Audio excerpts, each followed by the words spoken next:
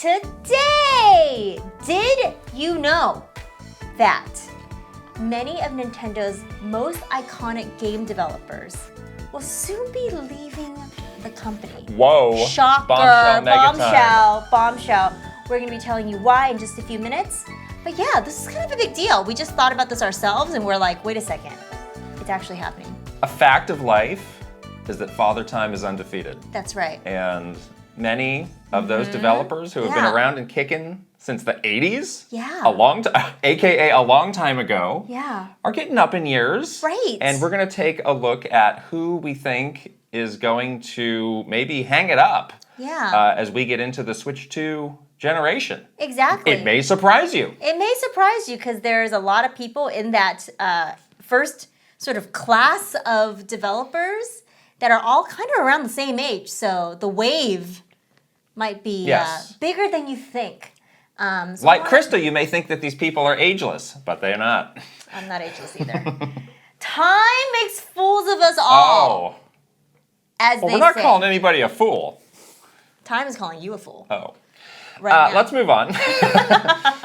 Japan vlogs Yes. are the gift that keep on giving. Oh, yeah. Some of them are up and out. Some of them are not yet. We now have the Kyoto vlog, the 1 hour epic, done by yours truly. The full motion picture film. Yes, that is out. out. The Kyoto vlog. You can watch it, and you should watch it. It's so fun to rewatch it. I've rewatched it many times, but doing these vlogs is such a joy for both of us too, because it's sort of like a video diary of this great, memorable trip, and having it all captured and then being able to share that with you guys has been just a joy. It is, lovely. Yes.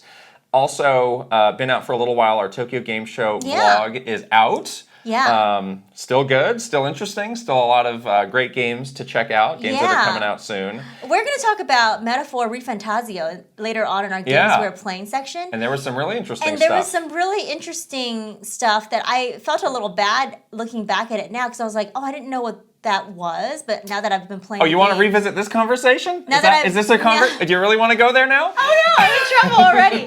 Now that I'm like playing the game, I'm like, oh, that was cool. So yeah, you should watch that vlog if you're playing this game, because a lot of cool stuff. The reason I'm salty is that was that Sega booth was really nice. Probably the nicest one there, really. And they had a big section for Metaphor that had this big, giant statue of the character that you took a picture in front of. I did. And that's a very colorful, vibrant picture. And in the back, you can kind of see. Again, I haven't played the game, so I don't know yet why. There's kind of like a Majora's Mask-esque moon thing with a face on it, coming crashing down on the stations where they had people playing. Right. And when we were doing that, I was recording at the time. Yeah. And you were off mincing about doing whatever. I was being distracted by the cool booth. And that would have been a very cool picture to take of that moon. I think I took it and posted it to my Instagram I don't think you did. And then lo and anyways. behold, our friend who we met at the Sega TGS party, Genki. Genki is awesome. Genki over in Japan posted that picture and it went viral. And I was filled with rage. You were like, it could have been your directed picture. at you. That could have been you. That could have been us. I could have viral. viral. I posted it to my Instagram You could have hit the go viral button. No one wanted to look Well, at it. that's the wrong place to put it. Well, sorry. Instagram stories. Please follow me on Instagram. That's where you put your lame food pictures or whatever. That's true.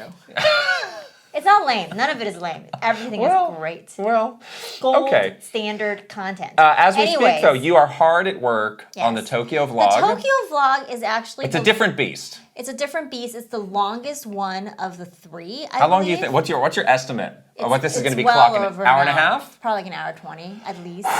There's a lot that we did there in Tokyo. And then halfway through the trip, we were like, wait a second. We've never been to Tokyo together. No. Which was a weird realization, because we've obviously been to Kyoto together a bunch, and then we've obviously individually gone all around Japan and been to Tokyo, but we've never been to Tokyo together, so it was really fun to experience first and last, that. unlike the Kyoto one. Huh? Did I say something? That was me. The Kyoto vlog was very focused on all things Nintendo. This one has a bit more of a broader focus, where we go to Akihabara and we look at retro games. Yes. We went to that Sega TGS party, which was amazing. My gosh, incredible. It's just a bit more of a broader look at gaming in Japan. In Japan in general. We go to an arcade. Yes. I forget the name. It had a really ridiculous name. We do like a lot of fun things, like going to like the character street in Japan too. We do visit like all of the cool stores as well. Like there's a lot of shopping in Kyoto, but there's a sort of broader range of shopping in Tokyo. And then of course we wrap the Tokyo trip up with probably the best thing that we did in Tokyo, which is going to that 84 Hashi bar, the secret bar with all of the cool like memorabilia from all these, storied developers. That going to that bar actually gave us the inspiration to do the topic that we're going to be talking about in this podcast. Actually, so it's kind of a full circle kind of thing, which is interesting. But yes, that vlog, I'm hard at work. Hopefully it'll be out early next week. And that'll be it. That's the end of the Japan content. Yes, that's a lot of content. Yeah. It was really fun to just like almost like capture every moment of it and share it with everybody, and like also a good way for us to remember just like a really like once in a lifetime kind of trip ourselves. So yeah, that was really fun. It is always nice to have something to look forward to. We do have a vlog now to look forward to on the horizon because they just announced at Super Nintendo World in LA they're going to have a holiday thing. Yeah, they did it in Japan last year, but I don't think they did it in the US. No, they did not because we checked. Because we checked, and we're going down to LA anyway for the Game Awards. So we're going to add that onto that trip. That's going to be awesome. We definitely have to. Yeah. We have to. Yeah. So cute. We have to go, and we love Christmas. So I have to go see this. It's going to be so much fun. So yeah, that can be something you look forward to in a couple. That'll be in December. Yes. We are doing a fantastic giveaway at the moment on Bakeru. Oh, yeah. Which is a game that we loved that came out a couple months ago. They just announced a physical version of that, by the way. So cool. We got, when we were in Japan, signed posters and shirts from the developers, including Ebisu-san from Goodfeel, who is like a legitimate gaming legend. And we're doing this giveaway. It's through our Patreon, so you just need to sign up at any tier, even the free tier. Yep. And send us your best screenshot from the game. You can get the demo, send it from the demo. There's a lot of great stages, great looking stuff in the demo. And we're going to be picking 2 winners to get that stuff. We'll probably have this run at least through the weekend until we pick somewhere to give people a chance to get back into the game and find their screenshots. Yeah. But yeah, it's nice to...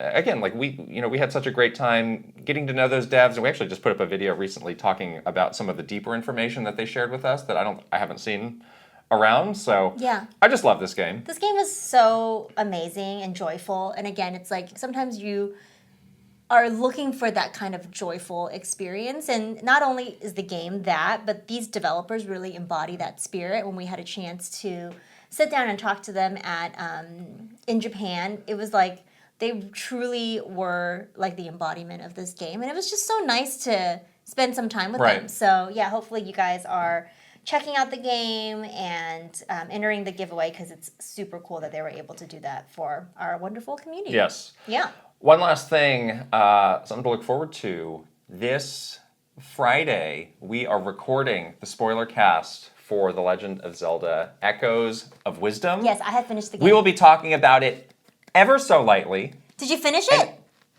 Ever so lightly in the Games We're Playing segment a little bit later on. But we're doing our big spoiler cast for that, which means that it will be out some short period of time later. Yeah, this is an exciting one. This game's great. There's a lot to talk about. Oh, yeah. And I'm excited to dig into it. So please look forward to it, as they say. Yes, very exciting stuff. Cool. All right. Well, let's get into talking about these Nintendo developers and who might be retiring in the Switch 2 generation. But first, we got to shout out our sponsor, Factor. Thank you, Factor. Sweater weather. Well, it's been a crazy heat wave here, actually. Yeah, it's not it's not exactly sweater weather. In some parts of the country, maybe it is sweater weather. But one of the things that we both really enjoy about fall is that there are different types of foods. That's true. That you can eat.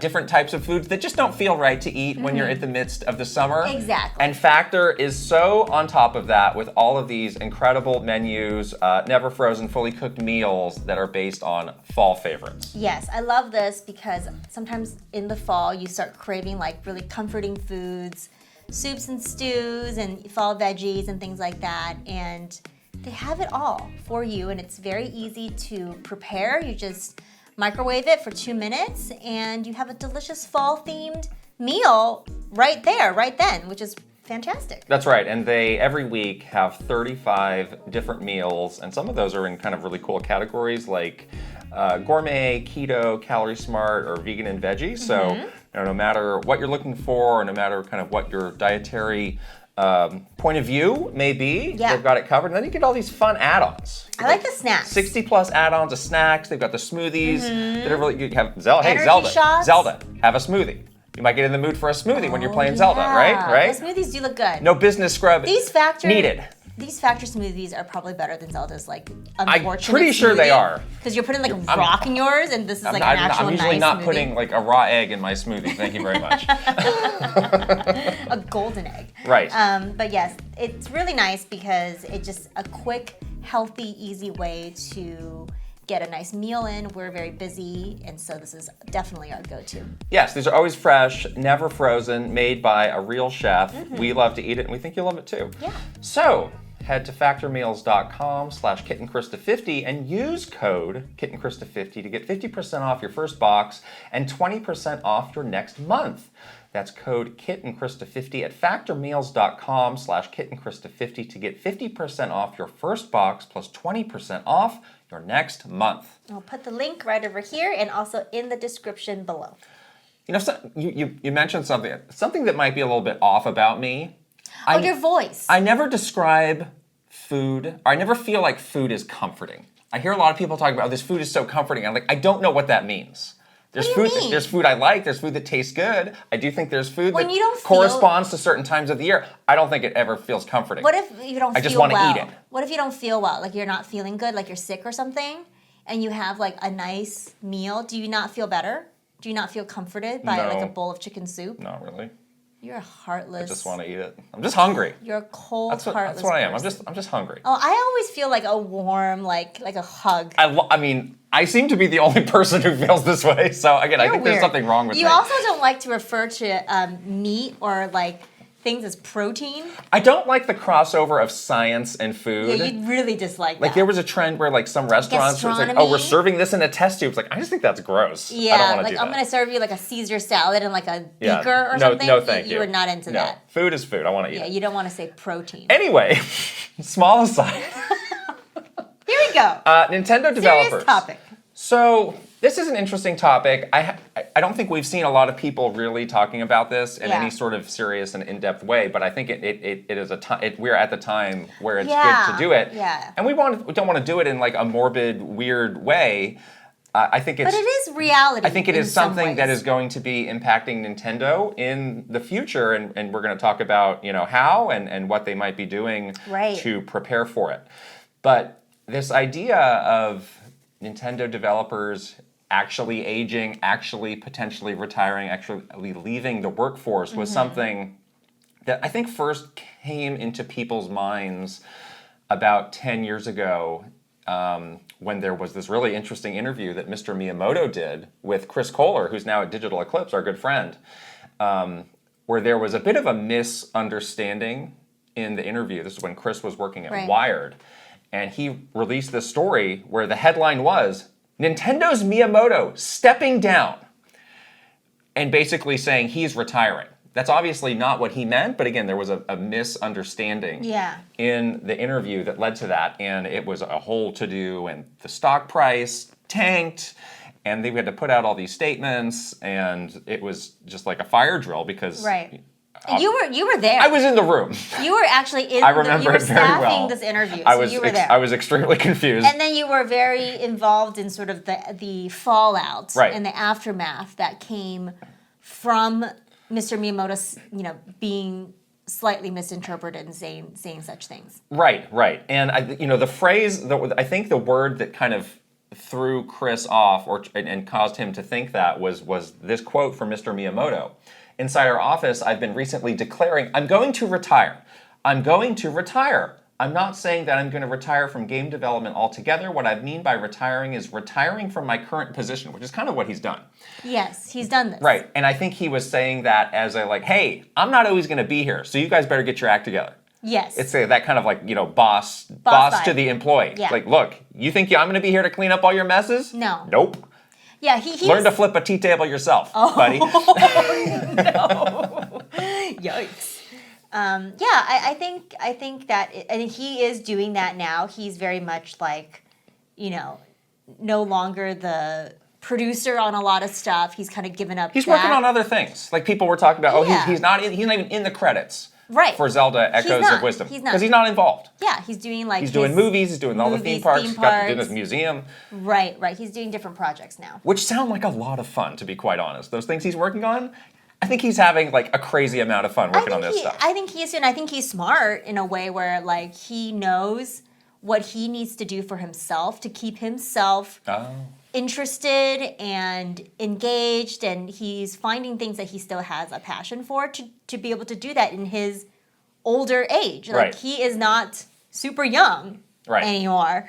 So I'm really like I really admire him for doing that, and he's probably one of the only people that can do this though. Yeah. And we'll be talking about a lot of people that may not have his options. You know what I mean? So that was, 12, 13 years ago. Yeah. He is now 71 years old, still kicking, and he gets asked that question a lot. I think people want to know. And his response now is, more so than retiring, I am thinking about the day that I fall over. Oh, gosh. In this day and age, you have to think about things in a 5-year time span. So I do think about who I can pass things on to in case something does happen. Mm-hmm. So kind of a very, and I'm sure, he got talked to and coached up of like, hey, if you get asked this again, could you maybe say this instead? Tone it down a little bit. Yeah. Yeah. But yeah, he does seem like somebody who really has the passion and the zest and is working on stuff that he loves. Mm-hmm. So yeah, I think he can keep it going for a long time. Yeah. Now, another point in recent history where this became a big topic, and I don't think this was not like major news. Yeah. But in 2021, someone named Masayuki Uemura passed away. Right. And he was the engineer who designed the original Famicom. Right. And that was one of the things that I helped to do in my career that I felt the best about was arranging an interview with him and Jeremy Parrish of Retronauts and many other things fame. When he had retired and he was doing an appearance at the Strong Museum in New York, because he has all these stories, all of these memories, all of this incredible history in his mind, and he's not somebody who gets out there a lot. I don't think many people know. He's not a household name. Right. But he was able to share some of that and get that out into the world for posterity a few short years before he passed away. So I think realizing the ethereal nature of all of this. Right. Certainly for me, has been on my mind ever since that initial Miyamoto quote. I don't know to what degree it is for everybody else.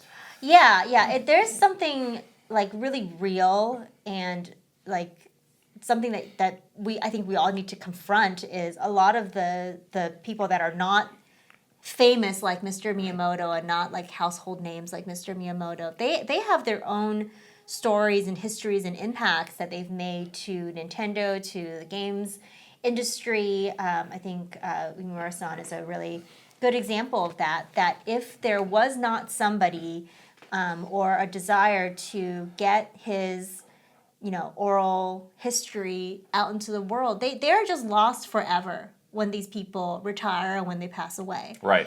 And there's going to be a pretty, I think, regardless of how we capture this or not capture this, there's going to be a percentage of people whose stories will be lost forever because they're just not going to have the opportunity to tell it. And you may be saying now, well, Kit and Krysta, Mr. Miyamoto is 71. Clearly, these people can just work on forever and for as long as they want. So what's the big deal? Right. Well, let us tell you. In Japan, which was how many lectures began for us at Nintendo. In Japan, the law states that companies can set a mandatory retirement age. We don't really have that here, do we? We don't. There's kind of a rough, 65 is generally that's when you can start collecting your Social Security and all that stuff. Right. And a lot of times when you get to that age, I feel like a lot of big corporate companies kind of find a way to gently exit you out. Yeah. There was a thing at Nintendo of America called Nintendo Early Out. Yes. Where if you were close-ish to retirement age, you kind of got this like blanket offer, like, Yeah. hey, if you want to leave now, we will give you some extra incentive. So there are some things like that in the US, but in Japan, I think is much more strict. Yeah, so they can right? set, and again, I think this is because in Japan, like, you know, a lot of people don't skip around. Like, they see, like, I will be working here for the for my whole career. So you kind of need a way to get people like, all right, we need to have some turnover here. Otherwise, people simply like wouldn't leave. So you can set a mandatory retirement age, and in Japan, it's commonly between 60 and 65. And I even found this stat. 94% of companies have set the retirement age starting at 60 years old. That's a pretty high percentage. And 70% of those companies force employees to retire at 60.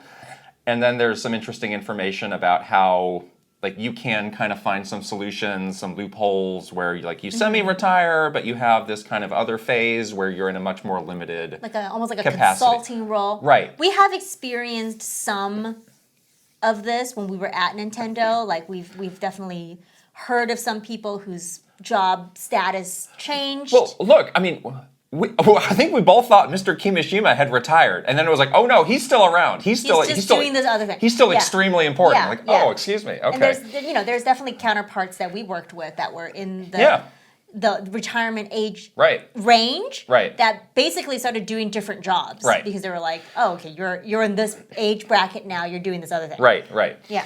So, you know, with that in mind, with that kind of general information about how Japan, you know, looks at employment and age and retirement, we just made a list of all of the notable developers who are, the list starts from 57 years and goes upwards. Right. And so let's see, Nintendo Switch, is it 7 years, 8 years? Let's say it has an 8-year lifespan. 8-year lifespan, yeah. And let's say it starts next year. In 2025. Right. So that would take it to 2033. Oh, jeez. 2033. Oh, no! I don't want to be 2033. Oh, that sounds ridiculous to say. Yeah, it sounds like the future. These are the people who are going to be in that, you know, 60 to 65, like over 65 range where it's like something might have to give. Yeah. So let's start going through the list. We'll start from the oldest and work our way down. Shigeru Miyamoto is obviously 71. We'll talk about why he's a bit of a different case later. Yoshio Sakamoto, creator of Metroid and Famicom Detective Club. 65. He is 65, right? As today. Right. Today he is 65 years old. Whoa. Koji Kondo, 60. musical legend, 63. Okay. Takashi Tezuka, Mr. Miyamoto's best friend. 63. 63. Kensuke Tanabe. Donkey Kong legend. Donkey Kong, Metroid, Luigi's Mansion. He is 61. Eiji Aonuma. I think he's much younger. I always think he's much younger. He's drinking the tea or something. He is 61 as well. He looks great. He's 61 as well. He looks great. Shinya Takahashi, who's less of a developer now, more of an executive. He oversees all of the development. He's in Nintendo Direct. He's 60. Hideki Kono, who now works on mobile stuff, but was Mario Kart. He was the Mario Kart guy. He is 59. Katsuya Eguchi of Animal Crossing, of so many things. And many other things, He's 59. And Tetsuya Takahashi from Monolith Soft is 57. Whoa. So there you have, like, I don't know, that's like 10 mega important, mega legendary, mega influential people. If you add the years that we think the next console generation will last, so like 2025 to 2033. So 8 years. 8 years. Add 8 years to those ages. All those people are 65 or older. Yeah. Some people will be in their 80s. And like like oh no. Like Mr. Miyamoto will be pushing 80. 80. Yeah. Yeah. Which is when you get to 80, that's quite old. So it's quite old. Right. So I mean, what is your gut reaction when you see this or hear this? Yeah, it's really interesting to just kind of see the numbers in front of your face like this.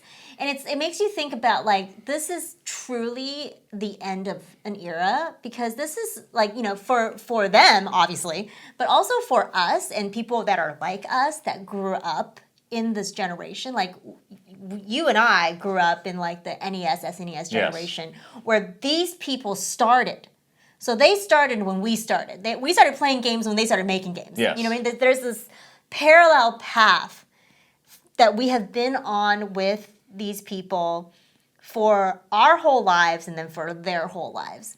And I think the day that, most of them or some of them start to retire and start to even start to do different things within Nintendo or outside of Nintendo or whatever, it really marks it feels really personal. Like it really marks the end of something. It's not like, it doesn't have to be a horrible bad thing, but it's just the end of something, right.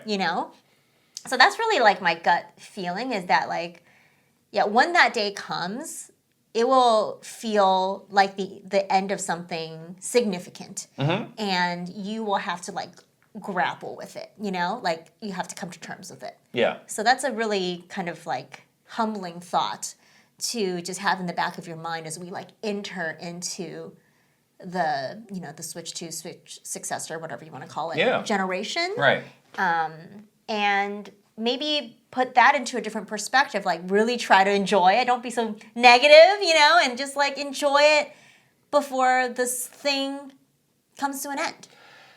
Yeah, I mean, you always think of games as a young medium, and they are, so we really haven't had to go through this phase of, the people who were at one point at the top of the game and really making things happen and being influential in the industry retiring.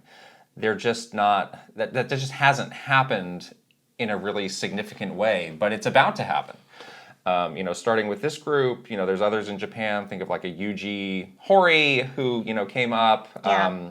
Hideo Kojima, he's been pretty open of I don't have too many more of these in me. Mr. Sakurai, he's younger. He's in his 50s. I was just looking up his age. Yeah, I think he's mid to early 50s. He's 54. He's surprisingly young for how much he's done. He started when he was super 54 young. years old. But even he says, I don't have a lot of these in me. These games are so big, these games are so exhausting, and he puts so much, of himself into it.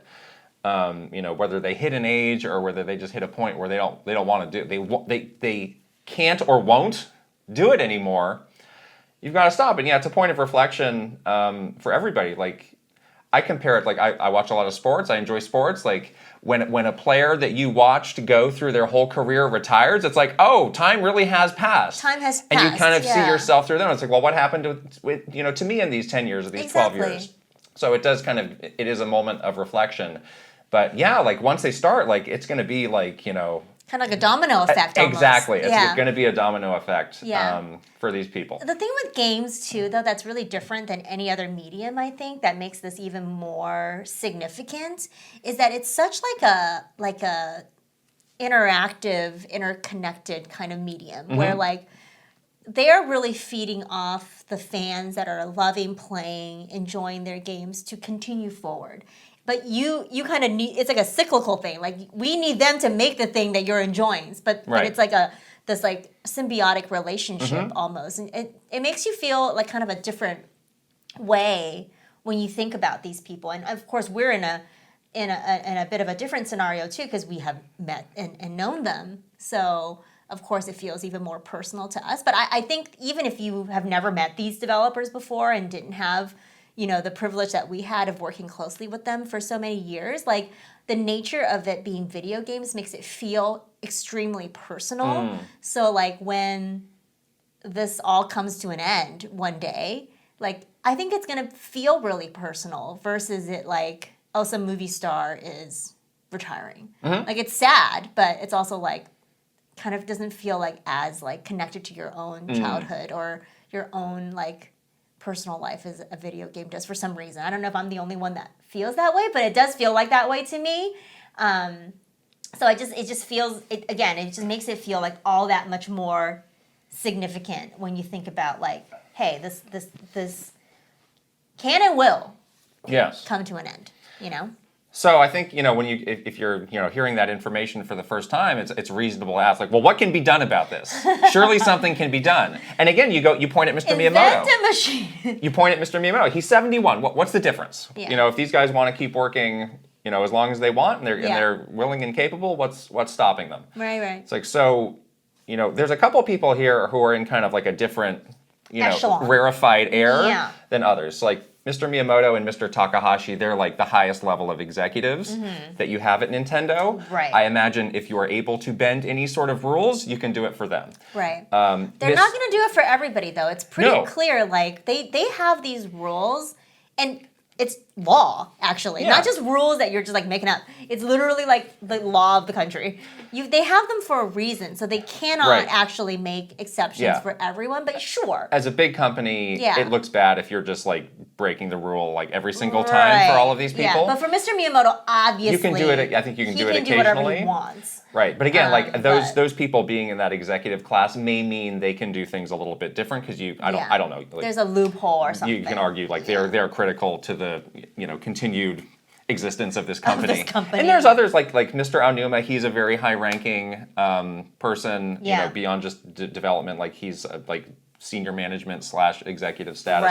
A lot of these people have that. Right. But you can't do it for everybody. And beyond that, like. Do these people want to do that? That's the other thing is like when you have worked for 40 plus years and like I'm sure you love your job, but there are probably days where you don't love your job because that's natural for everybody. Like you might deserve a rest or you might want to do something else, and that's not to fault them. Like they will have to think about like what is best for them. You know. Like, we don't know what's going on. Speak to an old person in your life, and they will, some of them are like the Mr. Miyamoto's, who's like, yes, I pop out of bed every day, and let's make a deal. Let's make a deal, let's do this. But there's a lot of people who are just like, yeah, I'm over it. I'm ready to stop. I'm ready to I want to, like... enjoy my life. Live in the countryside and paint or whatever. I don't know. Right. So I everybody's imagine... different. I imagine, and you can ascribe to all of these people, like, oh my gosh, they have the passion to keep making things until they drop, as Mr. Miyamoto says, but I don't know if that's necessarily true for everybody here. Exactly. So it'll be interesting to see what happens with Mr. Takahashi, with a couple others, but for a lot of them, I don't know. And again, maybe they stay on in some sort of very diminished role where Mr. Tezuka could be, the godfather of 2D Mario games / Mr. Miyamoto's lunch buddy. That's an important job. It's a very important job. He needs to walk across the street with him to the 7-Eleven. But rules are rules, and they typically apply to people. Yeah. And again, I really do think some of these people don't want to do it anymore. Yeah. Like, they're probably kind of tired. Like, they've been working really hard for a long time. And you know what? Game development is not an easy job. And especially not these days. It's not an easy job. And it's not like some, like, desk job, where you're really, like, hammering the 9 to 5 and that's and it's also like you need to stay on top of something that's changing so fast. Exactly. Like again, speak to an older person in your life. Do they know how to use the TV? Do they know how to use like an iPhone or whatever? An iPhone. Yeah. It's like these people are those same ages as your parents, your grandparents, who have these sorts of daily struggles. Can they work a Switch too? Oh no, that's how it's for everyone. 9 to apparently 71. So obviously Nintendo is aware of how old everybody is. They're aware of their own rules, no matter what they may be. Yeah. What do you think they're doing about this? Yeah, and we definitely, it kind of did start with Mr. Miyamoto's erroneously quoted interview 10 years ago, and you were obviously like sort of on the front lines of that. But there were a lot of other instances. I remember very specifically an instance where we met the Splatoon developers for the first time.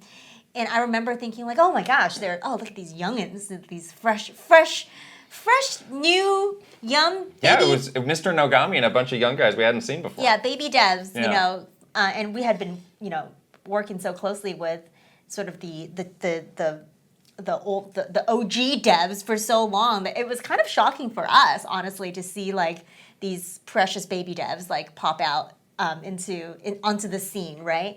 And I remember like very clearly having this conversation. They're like, yeah, we wanted to bring them so they could see like how things work. Like, the OG devs have really taken them under their wing to show them the ropes, show them the Nintendo way. So they were doing a pretty good job even back then of really like making sure the next generation of developers really like got it. And they were really supported by, the philosophies of the original Nintendo developers. So that was cool to see. And I do remember that being like something that they were like really thinking about and already actively doing. So I do think they're doing this. Yeah. They've clearly continued to do this, which is very positive, I think. It was something we saw more of, honestly, after that Wired story. Exactly. Where, you know, either they would put these people front and center, or when they would do a big PR trip, they would have the senior dev and the more fresh junior dev come out to kind of learn the ropes and get their face out there. Yeah. Because, it's important for them for a number of reasons. On one hand, you know, you need to cultivate the next generation. Mm-hmm. On the other hand, like, as a publicly traded company, you need to instill confidence in your, you know, customers that, like, yes, we have these amazing people. Don't worry. The company will continue on. Look at all of the efforts that we are putting into training them up, putting them out there, you know, making sure that they are capable of stepping in. So I have to imagine they have a pretty extensive plan in place around this. Absolutely. Like a succession plan. Yeah. Plus, I mean, and that's something that even like we were asked to do. It was like, you know, if you left today, who would take over your job? Yeah, we did that a lot. And how prepared are they to do that? Like, like people like us did that. Like we're not making games like that high up. We're not making these games. So I have to imagine it's something that they have all these people have thought about. Nintendo is truly a company that is built on succession plans. Yeah. Honestly, like I don't know how true it is for. I mean, I've never worked at another company, so I wouldn't know. But it was very much like that. Like the entire company was under this sort of process of like, okay, when Reggie leaves, Doug's taking over. Well, with one major exception, which was when Mr. Iwata passed away, and there were a couple days of, so what happens now? Oh yeah, there was a little unease an there. Extremely concerning, in addition to being tragic, number of days. True, that's very true. But I think that's when you really realize firsthand how you do need to have a plan. In place, because that was pretty rough. But yeah, like for example, when Reggie retired, like it was pretty clear, like this is the succession plan, you know? And when Doug retires, there is a succession plan for him. So they are a company that is versed in dealing with situations like this, I think, and they have been thinking about it, especially on the development side, I think for many, many, many years. So they are, I think, generally prepared to sort of bring up the next generation of developers. Yes. Now that said, there's never going to be another Mr. Miyamoto. There's never going to be another Mr. Kondo. There's never going to be another Mr. Aonuma. Right. Like those, you cannot like carbon copy somebody into another person. Yes. I mean, unless we invent some sort of cloning device.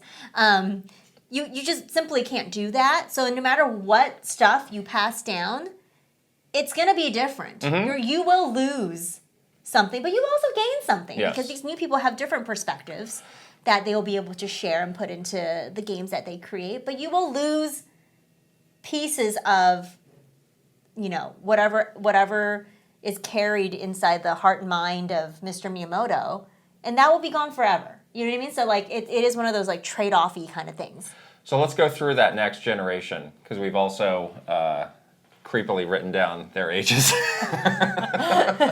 So again, the cutoff for this was 57 years old. Because again, if you add 8 years, that takes you to 65. Sure. So the next one is just 56, but I put him in a different category.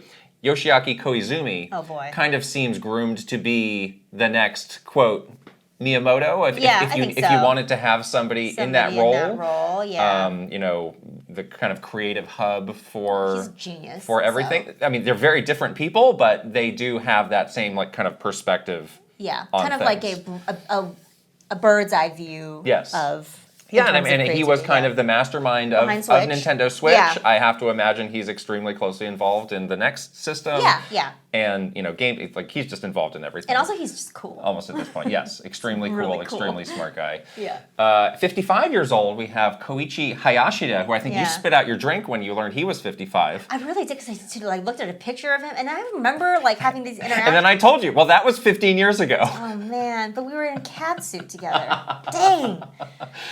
Okay. Right. And he's been with that Mario team, working on all sorts of Mario 3D games, 2D games. He helped out on Captain Toad. Wonder, Captain Toad as well. Yeah, I love him. He's the kind of become like a secret weapon for the company. He's like the Tezuka, the next Tezuka. Right. If Koizumi is the next Miyamoto, then Hayashida is the next Tezuka. Yeah. We have Hisashi Nogami, who's 53, who frankly I thought was a little bit older than that. Yeah, but it's hard to tell. He's always very smiley. So he has now become, Mr. Splatoon. the Splatoon guy in the lab coat, doing the squid research lab stuff. Yeah. But he's also involved in Animal Crossing and other things, and has a great creative mind. He's the next Iguchi. Hidemura Fujibayashi, he is 52. Obviously, The next Aonuma. he's got these 3D Zelda games covered. Got it. No problem. Shiro Mori, who is not as big of a name as some of these others, but he worked on Wonder. Yeah. Seems very capable with 2D Yeah. Mario games. Yeah, He is. totally. We don't have his exact age. He's around 50, we think. Secrets? You got some secrets? Kenta Motokura, he's around 45. He was, He looks way younger than that. Again, that was 10 years ago. I was shocked to hear this. Oh, yeah, you're right. Because I worked with him on Odyssey. That was many years ago now. He was like a child. Right.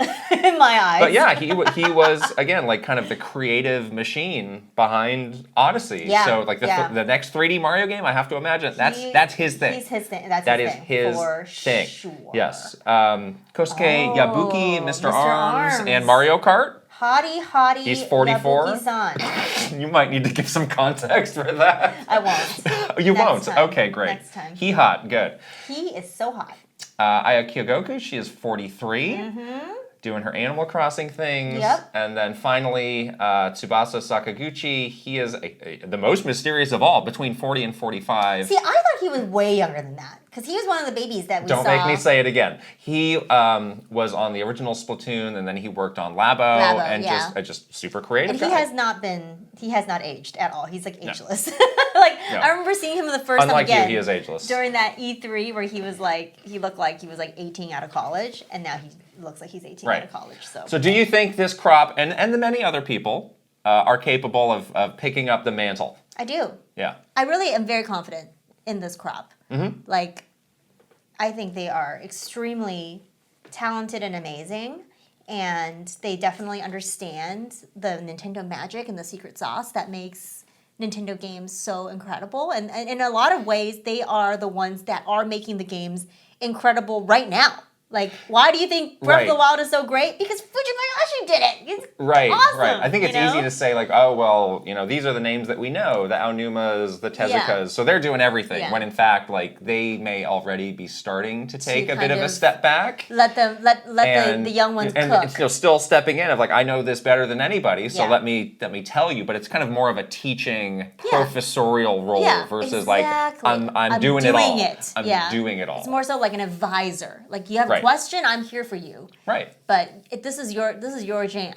And that's good. That is good. That is good management, and that's what they are at these points. Exactly. These people are managers. Exactly. Honestly. But again, I do think that as they're managing, they are sort of still trickling in their wisdom and their their perspective on certain things, and that is an important role that they're playing. And when they're gone, that role will no longer be there. And it's going to be up to these people to just, like, remember. Hey, remember what he told me that one time? Like, I'm going to do that this time, So there is going to be a change there. Whether or not they're, like, capable, 100% yes, capable. But it's, like, that extra sort of, like, you can go to this person and they will help you. Like, they might not have the luxury of that anymore, after the next generation. And they're going to have to, like, learn to deal with that, And that's going to be a change for them and a change for all of us. But I'm more than confident that they're going to be able to rise to the challenge. So I agree. I'm not worried. I think there will be a shock when these people step down just because we've known them for so long. Right. But as far as the output and the day-to-day work, I have full confidence in all this work. Exactly. The vibes. How will the vibes change, do you think, after... Well, I mean, they do seem to be doing like Mr. Miyamoto was saying, like, we started this whole museum for the employees, which I don't believe, but I do believe like in a small sense, like you're gonna go here and you're gonna get this drilled into your head, like this is how we do things. Yeah, true. Which I mean, for a company like Nintendo, like the Nintendo way, you do learn is one of the most important things. It's like we don't do that here. Yeah, everybody learns the Nintendo way when you work there. Like, right. I think we still have it in us. Like, we'll probably have it in us forever, for whether we like it or not. Like, I cannot help it sometimes to have a reaction to a certain thing. So they do a good job of like almost brainwashing you in a way. But yeah, I think it's going to be up to them to establish what the new feeling is. Yes. And I'm kind of like sad to see it change, but also too excited to see how it will change, because these people are awesome. Like they might cultivate like a new vibe or a new evolved way of thinking or a new perspective that could be like really exciting too. Right. Yeah, I mean the Switch 2 does really feel like a transition generation for the company in a lot of ways, of like so many ways, like fully embracing the like modern 360 entertainment company. We're making games, we're making entertainment. They kind of feed into one another. There's this whole, they're building that whole other building that we saw. I know, to support this huge expansion. Like game development has changed so much since the Switch started. Like the games that they make are going to evolve in some ways. Right. It just feels like the company is going to be really different at the end of the Switch 2 generation from where we are now. Just implant it into my brain, and that's how we'll play There games. you go. 2033. Okay. But yes, we do now have the Nintendo Museum, which is a great opportunity to enshrine all of the memories and experiences and materials that have come from all of these people. Like when we're in LA, you go by the Staples Center, they got that big statue of Shaq doing a Monster Jam. Could it be like are we going to build a statue of Mr. Miyamoto doing a Monster Jam on Sonic the Hedgehog? Like, that would be awesome. I would love that, please. But what can they have this tool now for this purpose of like, let's not lose what we were, what we know, what's important to us. Will they use that tool at all for this? I don't know. I'm very skeptical about that point. I'm very skeptical because the museum we really shouldn't be calling it a museum, honestly, because it kind of isn't. It's an interactive experience about Nintendo, which is great. But yeah, looking through and talking to people that have been to the museum, that have, seen the exhibits, well, at least what they have right now, they can always add to it, obviously, but there's not even like anything with Mr. Miyamoto's picture in there. I think there's like a little secret. That was a question that I asked all those people. Like, is his name anywhere? Is there a picture of any of these people there? No. And they're like, I kind of know. No. There's nothing to read. You know how when you go to a museum, like there's like a little placard thing. Like before you go into an exhibit, there's like education about why this exhibit is important and Education, boring. You don't want to be educated. You want to make a Hanafuda card. Okay. I want to hit a baseball in my family room. You want a giant Wii remote pillow. Got it. Okay, that's cool. I mean, I'm cool with that. That's what you want to do. Yeah, I hope that they won't. I don't know why. Wow, you really noped out of that fast. Yeah, I was gonna say, like, I hope they do something. I hope no, they simply won't. They simply won't. Don't you think?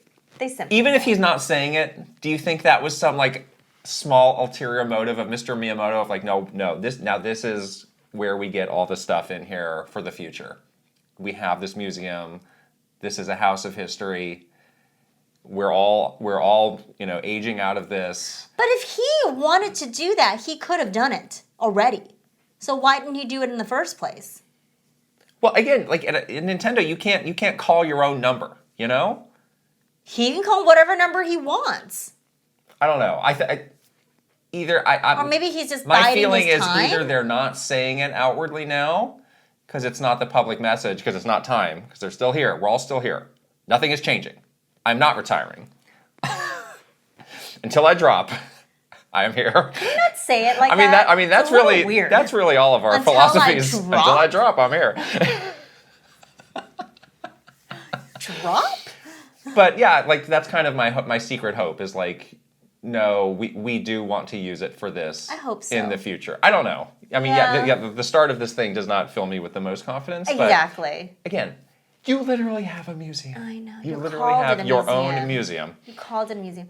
Yeah, we'll see what happens. I'm sure they can always add to it, and if the priority, the business priority, if that changes after these retirements really start to happen, after these people leave or whatever, maybe there is another priority to, have a place where, if it's for employees, they can learn, I guess. I don't know. We'll see. I'm a little doubtful though, because this museum is definitely not what I would call a museum. Yeah. So yeah, in the meantime, don't take these people for granted. Enjoy the games, enjoy the output, enjoy them being there, because by the time we get to the end of the Switch 2 generation, it might be very different. Yeah, I think that's the lasting takeaway that I was thinking about too. Is like I'm going into this next generation like with a very grateful heart, because it's gonna be super different, and we should really enjoy it. We should enjoy all of these moments while we have them. How many more years do you think you have left? I'd like to know that. Like 1. What? 1? See ya. Well, what are you going to be doing? Wouldn't you like to know? That sounds boring. Okay, fine.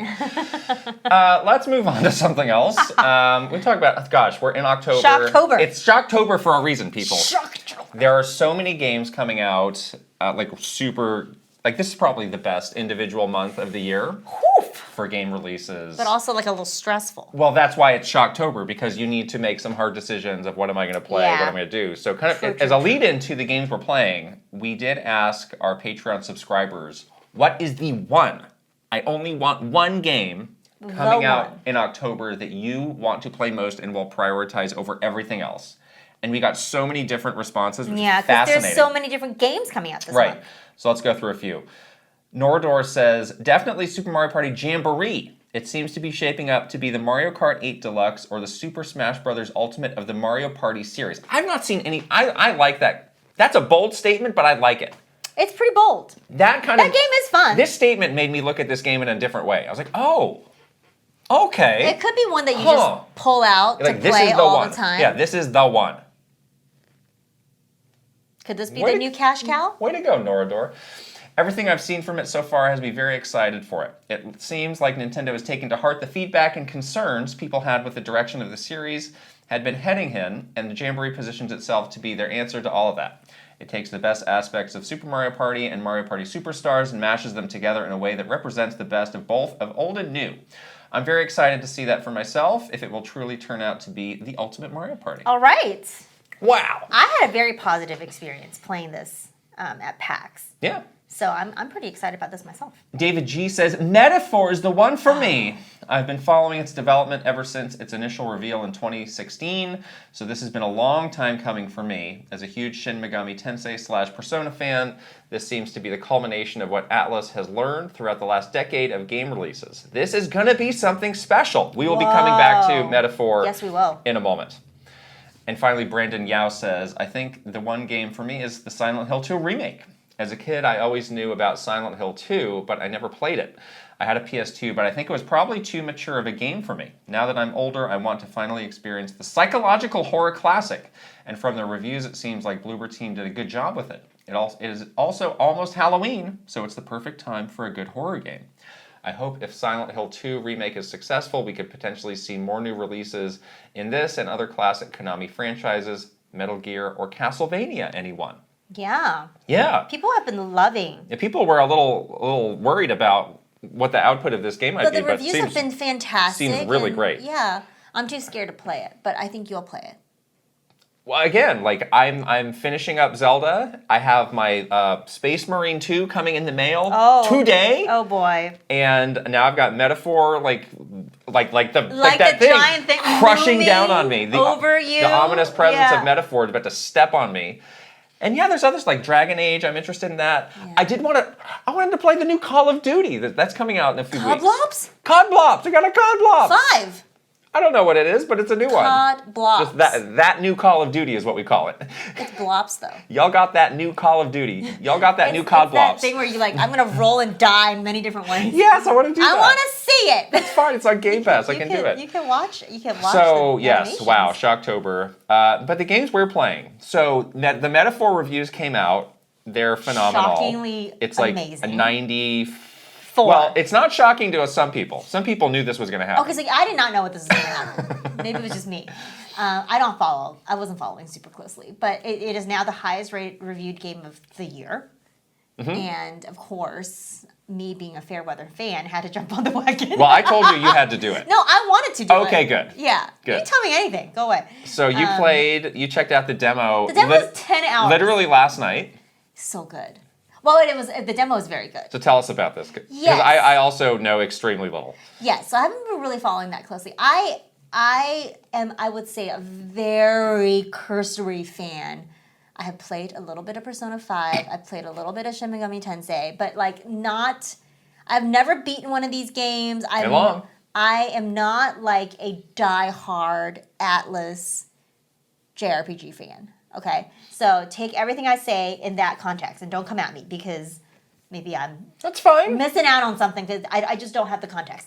But okay, so this game, it definitely feels very Persona in a way where it's like very like beautiful to look at. It has like a very like just artistic menus. aesthetic. Yeah, the menus, everything just looks like you're in like a modern art exhibit. It's beautiful, like character design, background, even the way the text appears, like all that kind of stuff. They have a lot of just, I don't know, like there's a lot of signature kind of look and feel to it. Now, I don't want to put you out there too much because you may not know.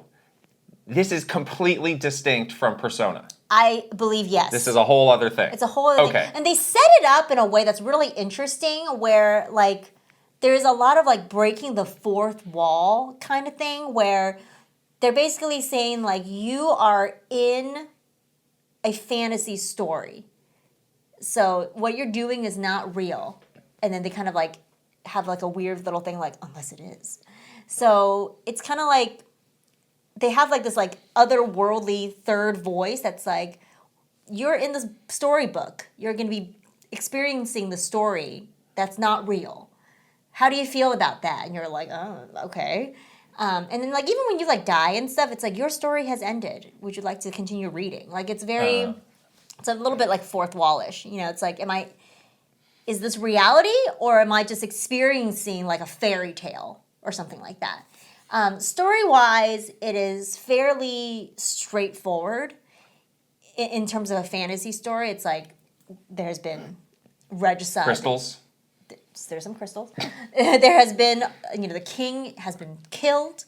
There is no successor to the throne. You, the main character, know the true successor, who this person should be, and you need to like do everything you can to put this person on the throne.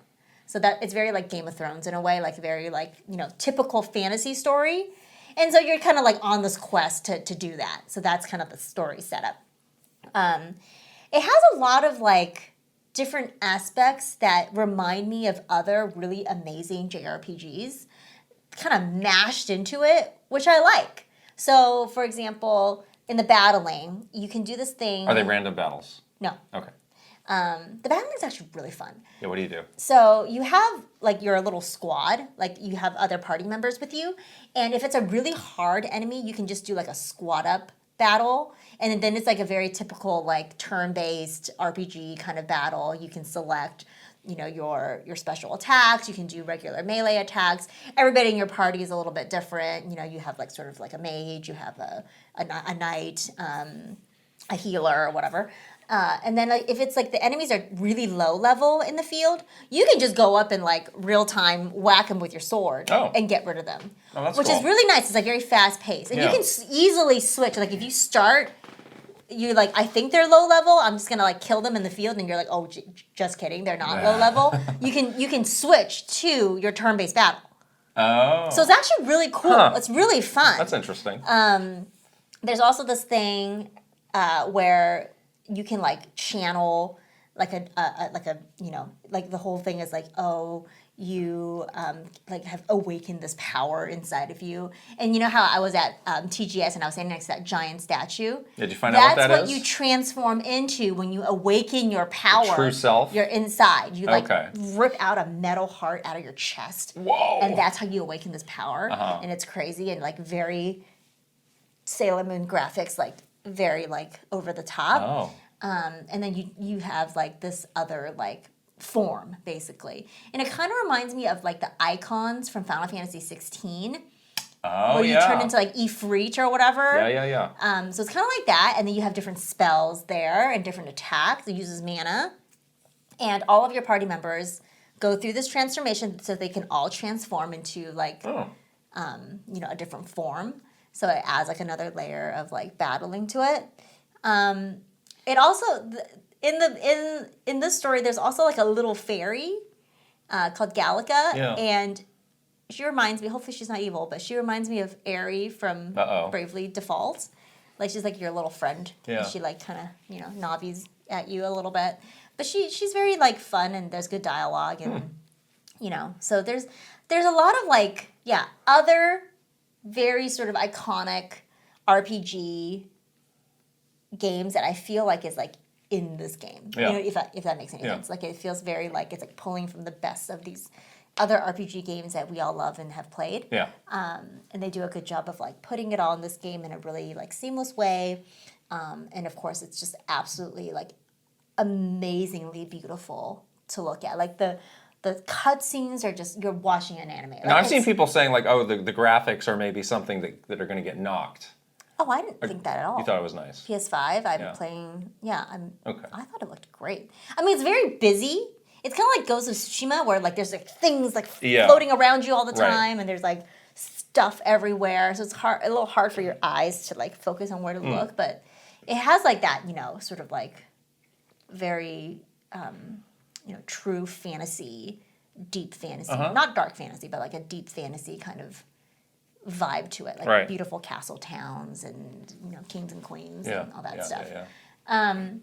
The thing that is tricky for me with all Atlas RPGs, and when I was playing Persona, I had this feeling as well, is that there is a lot of systems that they just barrage through it. Within the first, hour, I was like, what? Like I have to. There's like. Do you have to do things with these systems right away? I mean, not right away, but they're just making it like they're like.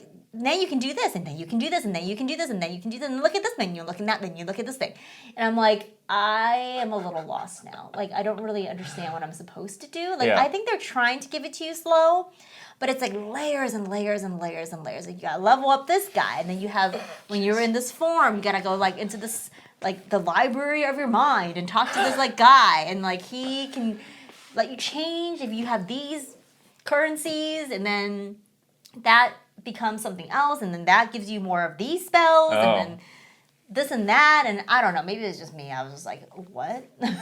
So it's a lot of that kind of stuff, like this just very complex gameplay stuff. And I mean, even in the battle, they're like, you can go, if you stand in the front, that's a different thing. If you stand in the back, it's a different thing. Like there's a lot of strategy. It's crunchy. It's very crunchy, and they just kind of throw it at you, all at once, and I was like, I can't comprehend. Well, you have 80 to 100 hours to come to grips That's with all of this. That's what you need. I know. I get it. Like, I know that if you are into this, like, crunchy, these really deep, layered gameplay mechanics and systems, you need 100 hours to, like, fully grasp it. And I'm sure by hour 99, you're like, I'm a master at this. Like, I rock this.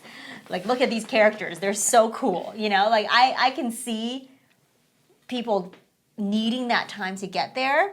I don't know if I got it in me though to like really understand all of those things. Like it's tough. I'll bet you do. I don't know. But yeah, I played about a little over 3 hours last night. But you like it. I do like it. What is your plan longer term for this game? I'm gonna finish the demo, I think. Yeah. And good idea. And okay. The demo's quite significant. Yeah, seems like it. Yeah, and it's it a good carries chunk. over? It does carry over. Yes, it does. They very specifically tell you that it carries over. I also am playing on easy because I was there's like, an easy mode. Okay. There's like a literally like a non-battle mode called like narrative or something A like lot that. of games have that now. Which is yeah. fine. I'm playing the one after that. Okay. Because I do like the battles, but I can't do the systems right now. It's too much for me. So I need to. Okay. I need to like. Can you change it along the way? Yeah, for sure. Okay. Yeah, it's super like. Yeah, it's great. In that respect, like it does let you choose. And yeah, I'm still getting introduced to a lot of the characters. I mean, it's a really beautiful, like, really just kind of unique looking game. So I can see the critical acclaim, that people are talking about. And the battles are really fun and they feel like super good. Oh, one really funny thing is like the monsters, the designs of the enemies are like disgusting. I don't know what they were on when they made these designs, but like kudos for making them as disgusting as possible.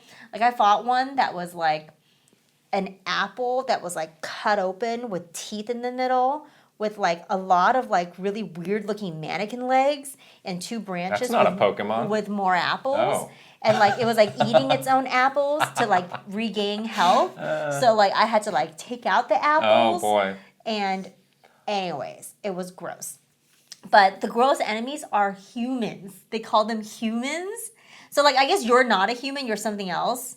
You kind of have like Link ears. Or like there's characters that have like little like That's interesting. Hylian ears. And I guess the humans, I'm guessing that something bad happened to the humans where they got like messed up, like genetically like messed up because they're all like monstrous now. Like one was like basically that character from In Spirited Away, the granny with like the human head and the crow body. I fought that. It was horrible. But they're like, whenever you approach like a boss type thing, they're like, oh, a human. We gotta be careful. Like it's one of those things. We got waifus, we got husbandos, we got bodis. What do we got here? No. Aside from the gross stuff, no. Nobody's cute yet. One I person. So the player character has. You need that for 100 hours. Two different color eyes, like in Fire Emblem. Yeah. Which. You don't like that. The little fairy is really cute. She's like a Tinkerbell kind of looking thing. And then you have one like the first other character you meet is like a nobleman, not hot. And then the second guy is like a grizzled soldier with like an eye patch. Not hot. Not hot. Well, maybe keep playing. The prince that you're trying to put back on the throne, not hot. Oh. So Okay. We'll keep going. I mean, the length is funny because for some people it's like the best news in the world, and for other people it's the worst Like news us? in the world. Yeah. And like I seriously like had I was super hyped to see the really great review scores, but then I was like, oh my gosh, like if I wanted to play this, how would I do it? How? Yeah, how? Because I don't play games super fast, and there are so many other things that I want to see and experience that I don't really want to like say like, well, I'm just not going to play anything else until mid-November. I don't know if you can even finish that game right. Even if you played every single day, I don't know if you can do it. I had a true moment of mania where I nearly bought a PlayStation Portal, and then I told you that you should do it too, and you like, said, no. What's wrong with you? Are you okay? Yeah, I was like, I decided not to do that, but yeah, I mean, You said to me last night, you can buy this on Amazon right now and get it tomorrow. You can get it tomorrow. And I was like, are you nuts? Why didn't you do it? You should have done it. You're nuts. Yeah, I mean that's really been a limiting factor for me with a lot of these Atlas games. Is like does a game need to be 80 to 100 hours long? Well, if you gotta learn these systems, unless then it's yes. like multiplayer games, like fine, endlessly replayable. I don't know. It's like even if it's something I really like, I find my attention span like once I get to hour like 50, 60, I'm kind of ready to move on. How can these people play this game for that long? Who are you? Can you tell me tell me in the comments, because I want to know like what your gameplay like routine is. Are you truly playing if you're playing this game, if you're going to play this game, are you going to be just playing this game every single day for like the next, I don't know, year or whatever? And that's it? Or are you trying to play this game with other games? How many hours of games are you able to play? Like I have a lot of questions because I don't know how you guys are doing it. And I want to know because I want to play, but I don't, as an adult, like how do you do it? That's why I'm asking you. But yeah, I mean, at the same time, it's like, asking you guys. we do game of the year. Like, we need to, if this is one of the best games of the year, we need to know something about it. So Well, I'm going to play I'll it. probably do it's really nice that demo exists, so I Yeah. can, do that as a bite-sized thing. Yeah. And kind of come to my own conclusion of how I want to continue with it, if I want to continue with it. Yeah. But yeah, there's just so much other stuff in October, like just in this month. I know. That I want to play too. And we were already like, oh, Dragon Quest, that'll be a perfect game for November. That's another long RPG. Yeah. Oh boy. Better buy that Portal. You better just buy it. That's why I was thinking of you, because you were on this whole rant of like, I won't play Dragon Quest on the Switch. I don't want to play it on Switch. It's going to look crappy. Then you need to get a PlayStation Portal. Why can't I just play it on my PlayStation? You might want to move around. I have an iPad too. Oh, just tape a controller to your iPad? No, the only reason why I would want it is to play in bed. Well, there you go. So I can play it in my iPad. There you go. In bed if I need to. Let's move on. I have been playing a game that also has some strong buzz, some strong word of mouth behind it. Mom? Some WOM. UFO 50. Such an interesting concept. This came out, I don't know, a couple weeks ago. Yeah. This is currently PC only, and this game has a really interesting concept. This is led by the guy that did Spelunky, which is honestly not a series I ever really got into. Right. But the concept of this game is we have made 50 retro-style games that are generally full-size, full Right. game experiences. And we have made them from the perspective of this is the output of this one publisher for the full life cycle of this fictional retro console. The UFO. I think UFO is the name of the publisher. Oh, okay. So these are the 50 games that this company output in this, system that didn't exist, but it's basically an NES. Yeah. And another thing that's really cool is like there's a menu where you go through everything. Every game has like a year. Every game has a little bit of a backstory. So it's like, oh, well, this was the first game. And the first game that they put out like feels like a very primitive old game where the character moves very slowly. There's no background music. It's a little clunky. And then you go all the way to the end and it's like, oh. It's progressed. Yeah, it's like things have really changed. Like this game's super snappy. It looks great. That's really fascinating. Some of the games have sequels. God, that's amazing. Because that's like, on the NES, a lot of games got direct sequels. So they just thought of like, well, what was the progression from 1 to 2 here? That's such a good idea. Yeah, it's pretty remarkable. And it's 50 of these games. 50 games, 50. That's a lot. Right. And what I'm doing now is I just want to get a taste of every game. Right. So I just really want to understand what each of these games is about. So I'm just playing like 5 to 10 minutes of each and then forcing myself to move on whether I like it or not. Oh. Because it's like I just want to know. And you can favorite games because there's so many, which is good. So it's like, all right, I'm going to come back to this one. And I'll make like this one, like I didn't really like it. I don't need to do it.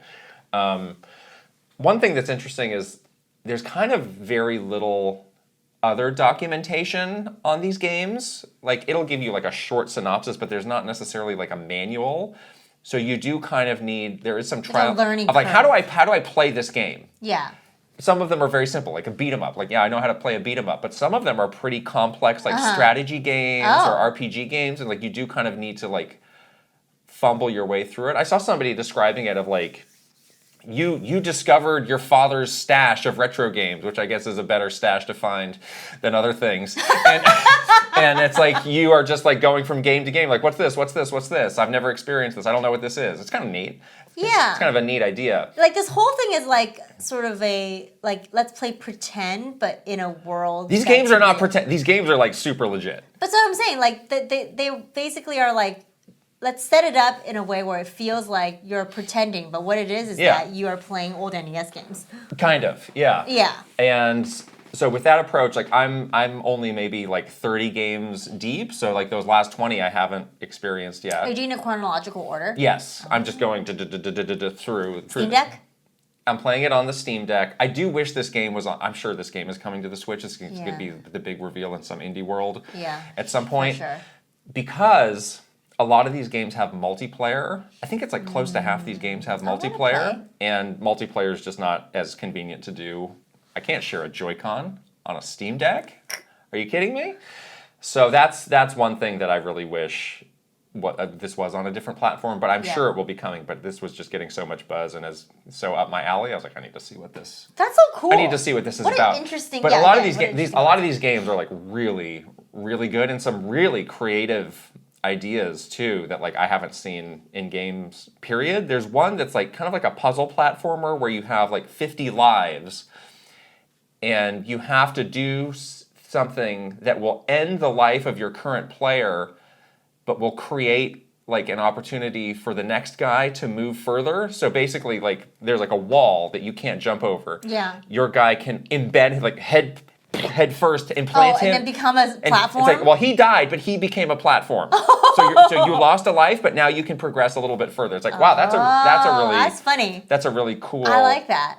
Idea. Yeah. So it's like, yeah, they have like the expected genres and types of games that you would expect that are like, yeah, these are classic retro genres, but there's also like some really like smart and creative takes on these as well. So it does not, it's not a WarioWare situation where it's like, oh, they're not like quickies. You play this for 30 seconds and it's like, no, these are like how long do you think each game is? Full-fledged games.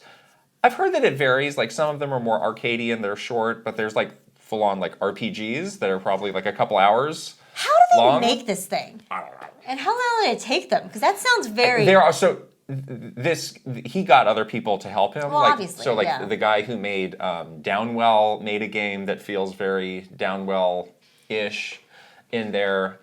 But yeah, I mean, you know, you heard about, you know, in the 80s it was like 4 people making a game in 6 months. So obviously it's not making the next Uncharted game, but yeah, there's 50 of them. So it's pretty amazing. That's amazing. You know, my marketing brain goes to just like, oh, this is a tough challenge to communicate. It is. 50, because your mind's like, yeah, 50, yeah, right, these are like little throwaway things. People are going to think but they're that. not. Yeah. But yeah, that's what people are just mentally trained to think. Literally going to think it's WarioWare. This game costs $24, so that's 50 cents a game if you want to break it down that way. That's incredible. If the value per game sickos out there need to know, yeah, that's crazy. What it's a lot of game. That's a lot of ROI, as they say. So yeah, I'm just kind of enjoying, you know, crunching through a couple each night and being like, oh, that was cool. I'm just making some mental notes of stuff that I want to come back to. Wow. I have also finally gotten into Balatro, however you want to say it. Balatro. Balatro. I think it's. Balatro. I don't know. I don't know. That's what I'm calling it. Apparently that means Joker in like Italian. I think so, yeah. Yes. Makes sense. So you played this on Switch many months ago? Many months ago. Okay. Now you're playing because it came out on mobile. Which is great. So I did actually buy this on the Steam Deck because it was on sale. It was on part of some Steam sale and I bought it. But I'm realizing that's actually like the worst platform for this. Okay. So I bought it came out on mobile a couple weeks ago. So I've been playing on iPhone and iPad. And I think that's really the best way to play it. I think so too. Because it is super pick up and play. Buy it on mobile. I think you should. Yeah. And the touch interface is like really nice. So this is a card-based. It's like poker roguelike. Poker roguelike, yeah. Where you are, you know, getting dealt hands, trying to come up with poker hands. You basically every round have like a target number of chips that you want to win. But there's all these modifier cards that you can get. There's like a multiplier. The main ones are like these Joker cards that all have different.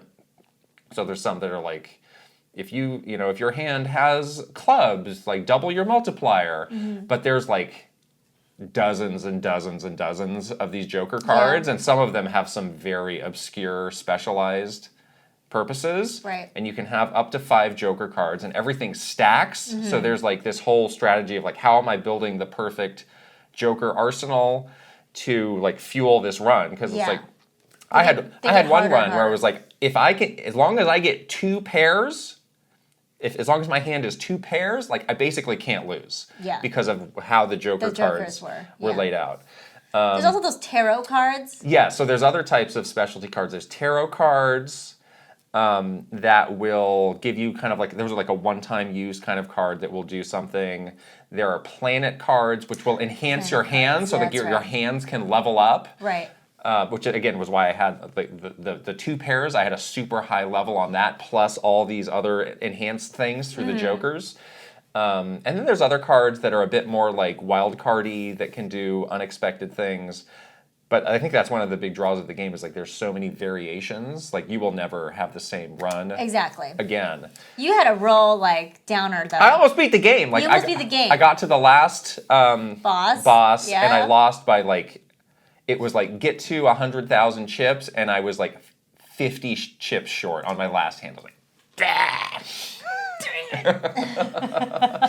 It's really fun though. It's like very addictive. Once you get the hang of it. So I am not a poker person. Like, Yeah, and I was asking you, I was like, what? I don't know these poker hands, and you were getting really annoyed with me. I was like, it tells you though. But you don't like you know them like inherently. I do. Whereas I had to learn that, and the game also does not explain much. Yeah. As far as like Which are worth the what? different type, like the jokers, the tarots, the planet cards, Yeah. the a lot arcane of trial and error. There's a lot of stuff that you Yeah. just have to figure Trial out. and error. So the first couple runs, I was like, this is okay, but I don't really see the hype. But now I get it. Yeah.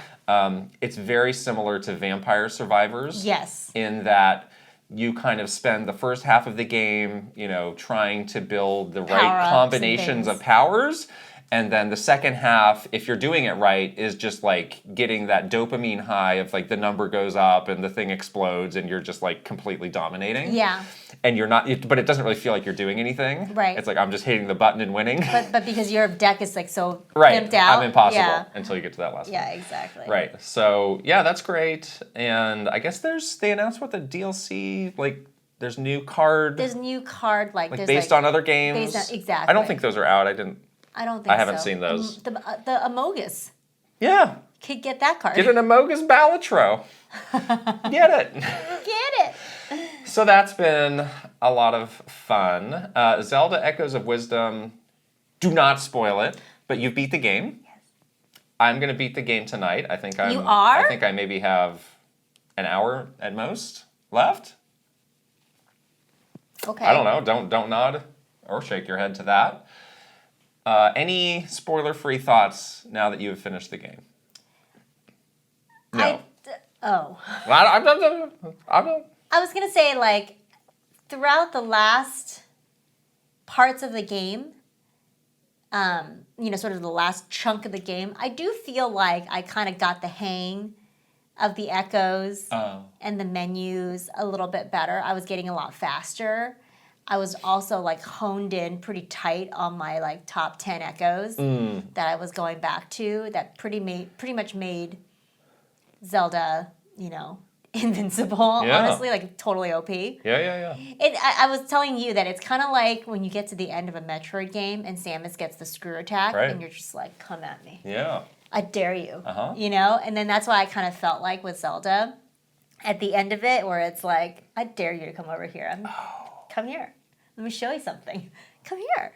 And you just kind of dominate. And even like, a lot of the traversal puzzles, you're like, oh, I got this. I have so many ways of, putting up platforms or doing stuff with the echoes where I can easily get from A to B. So you felt very like, you felt real powerful. It also felt super powerful at the end, which was a cool feeling, But yeah, we are going to be recording our spoiler cast this Friday when you finish. So we'll be sharing like a ton of thoughts on everything. So you can look forward to that. And reviewing the game. We'll review giving the it a game. score. Yes, we will. We'll review the game. We'll talk about everything from gameplay to story to everything in between. And it's going to be a great time. I'm excited. Yeah. Last thing here is actually not a game at all. It's a book. What? Yeah, this is so cool. Our friend Jason Schreier. Play Nice, The Rise and Fall and Future of Blizzard Entertainment. Yes. We got this book a couple months ago. Yes. And had a chance to read it. It's out now. It is. Jason will be on the podcast next week in this very studio. Yes. Next week He's with coming us. in person. We can't wait to spend So we'll some time talk about with it him. more. But what did you think of this book? I thought it was awesome. Like Jason, we've been reading Jason's work for a long time, and he's just a great writer. Like he has a way of storytelling and writing where it feels very accessible, but also very well researched. So you kind of get like sucked into, and in this book, it's about, Blizzard, and you kind of get sucked into the history of this company. Like it takes you all the way back to the very, very, very, very, very humble beginnings to sort of what it has become and everything in between and all of the crazy stuff that has happened. And he writes it in such a, again, like such an accessible but immersive way where you're like, yeah, I really like feel it. Like I really It's a get page it. turner. Yeah, it's like drama. Which you maybe wouldn't expect a book like this to be, because Yeah. he's kind of documenting the history of Blizzard, and I think something that was really setting this book apart is like he must have spoken to so many people. Because he just has like, you know, quotes or stories that are directly from these people. Yeah. You know, he didn't talk to everybody. Like one of the main characters of the book is Bobby Kotick. Obviously, Bobby Kotick didn't want to be a part of this, but it was interesting to kind of see, you know, the different perspectives of different people at all different levels of the company. You know, as things were happening at different times, and yeah, it is just like pure. It is pure drama of how, you know, this company kind of came from nothing and got, you know, became the hottest thing in the world, got acquired, had to deal with that, got acquired again, just like people coming, people going, scandals, you name it. And just the environment in which some of the most iconic games of all time were being made and created was, I mean, it's not super surprising, but also just like incredible to see the descriptions from the people that were there, you know? Right. Also, it's really interesting because a lot of the early days of Blizzard happened right in this area where we live. Right. Blizzard North is down the street from our office. Is probably like a 5-minute drive from where I grew up. Yeah. And that's where they made Diablo 2, which is one of our favorite games of all time. Yeah. That studio is no longer there. No, but it isn't. Yeah, that's an interesting little fun detail. little detail. I wouldn't say you need to be like a big Blizzard fan. No. Like, as long as you care about games and kind of the stories behind games, well, even I like, think you'd really enjoy it. If you want drama, yeah. If you want like corporate scandal and drama and like even like that kind of stuff, like starting a company and like what that's like, it doesn't even have to be video games. It's just like it's very like Wolf of Wall Street kind of like drama, you know?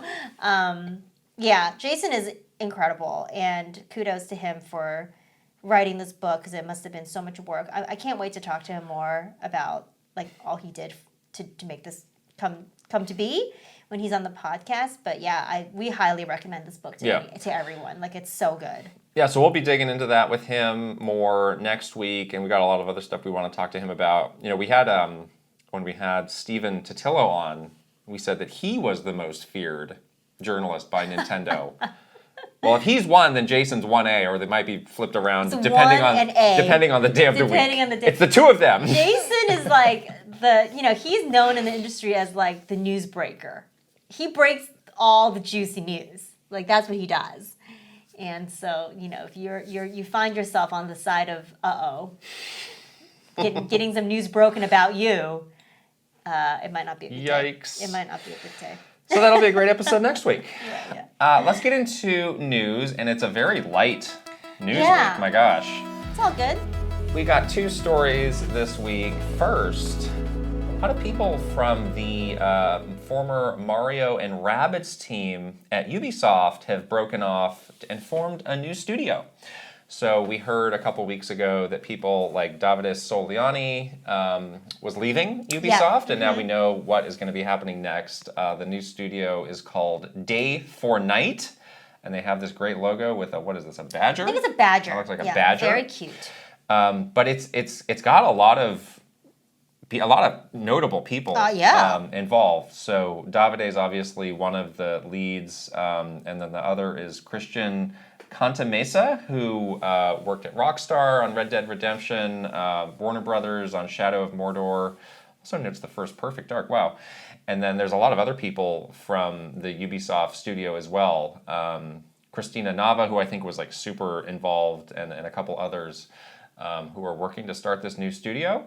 The funding is from Crafton. Yeah. Crafton is everywhere these days. Crafton is everywhere. Where isn't Crafton? One of Ventures. Yeah. Yeah. So no news about what their game is or what exactly they're doing. I imagine they're just getting that stuff figured out and getting going. But that's exciting that this group will continue on. Yeah, I kind of thought, that Davide was going to do something pretty cool after he left Ubisoft. It just kind of seemed like he was going to probably open up his own studio. Seems like this is a trend. Like a lot of people are doing that these days, sort of leaving the big corporate life and starting their own thing. Good for them. We know how that feels. Feels good. This probably implies the end of the Mario and Rabbids series, wouldn't you say? I think so. And I think that series kind of ran its course, honestly. Like, that last game was fantastic. And I get the feeling that he kind of did everything he wanted to do and wants to move on to something else, which is super admirable that he has done this, because it's scary to leave your cushy corporate life and do something kind of a little bit more risky. I did see him this morning. He had tweeted that like he has all his memorabilia from Mario and Rabbids. Oh yeah. And he had put it up maybe in his new office or something. And he's like, this part of my career in life is like something that I treasure, and I want to give it like proper place. Sure. So yeah, I mean, that's really cool for him that he was able to do something that really seemed like a dream come true for him, and now he gets to move on and stretch his creative wings and do something else. So I'm really happy for him. That's really cool.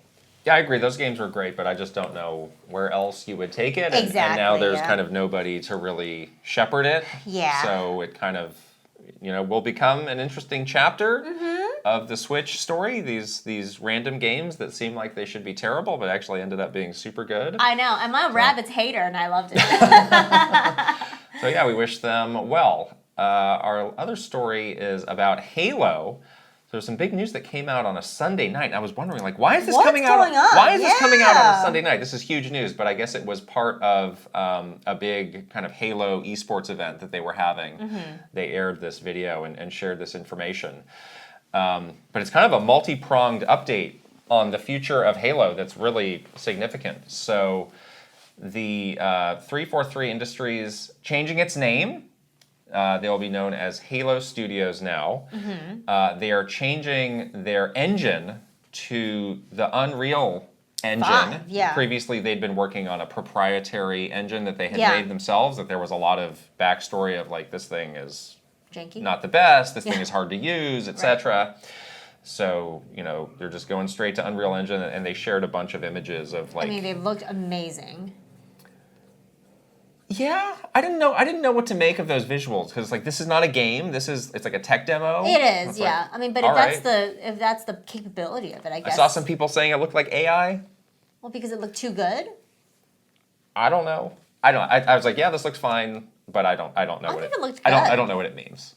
Yes, Okay. Unreal is a high quality, popular video game engine. Yeah, So, it is. I mean, I'm sure there's confidence there. Right, and then they said that they have multiple projects going for Halo right now. All right.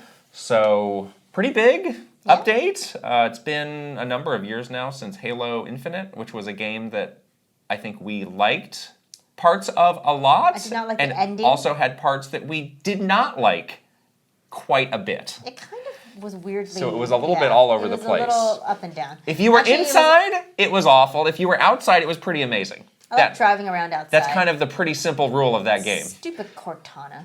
It just those corridors were terrible. Maybe that's why they need an Unreal Engine. Because those corridors look bad. Man. What is your personal history with Halo? I've played several Halo games since the 360, I believe. It was probably mine. You didn't play the original? I did not play the original. Or the Halo 2? What was your first Halo? What was my first Halo? There were 2 Halos on the original Xbox.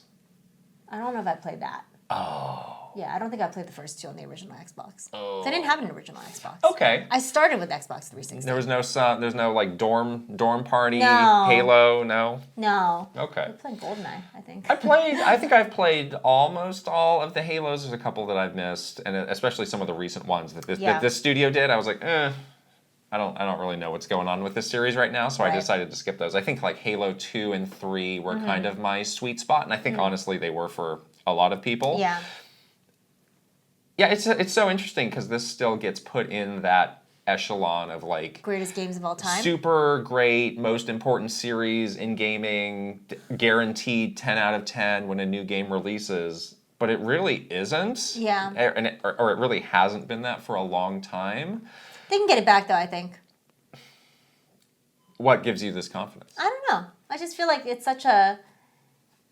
They've gotten it right before, you know? It became a legend for a reason.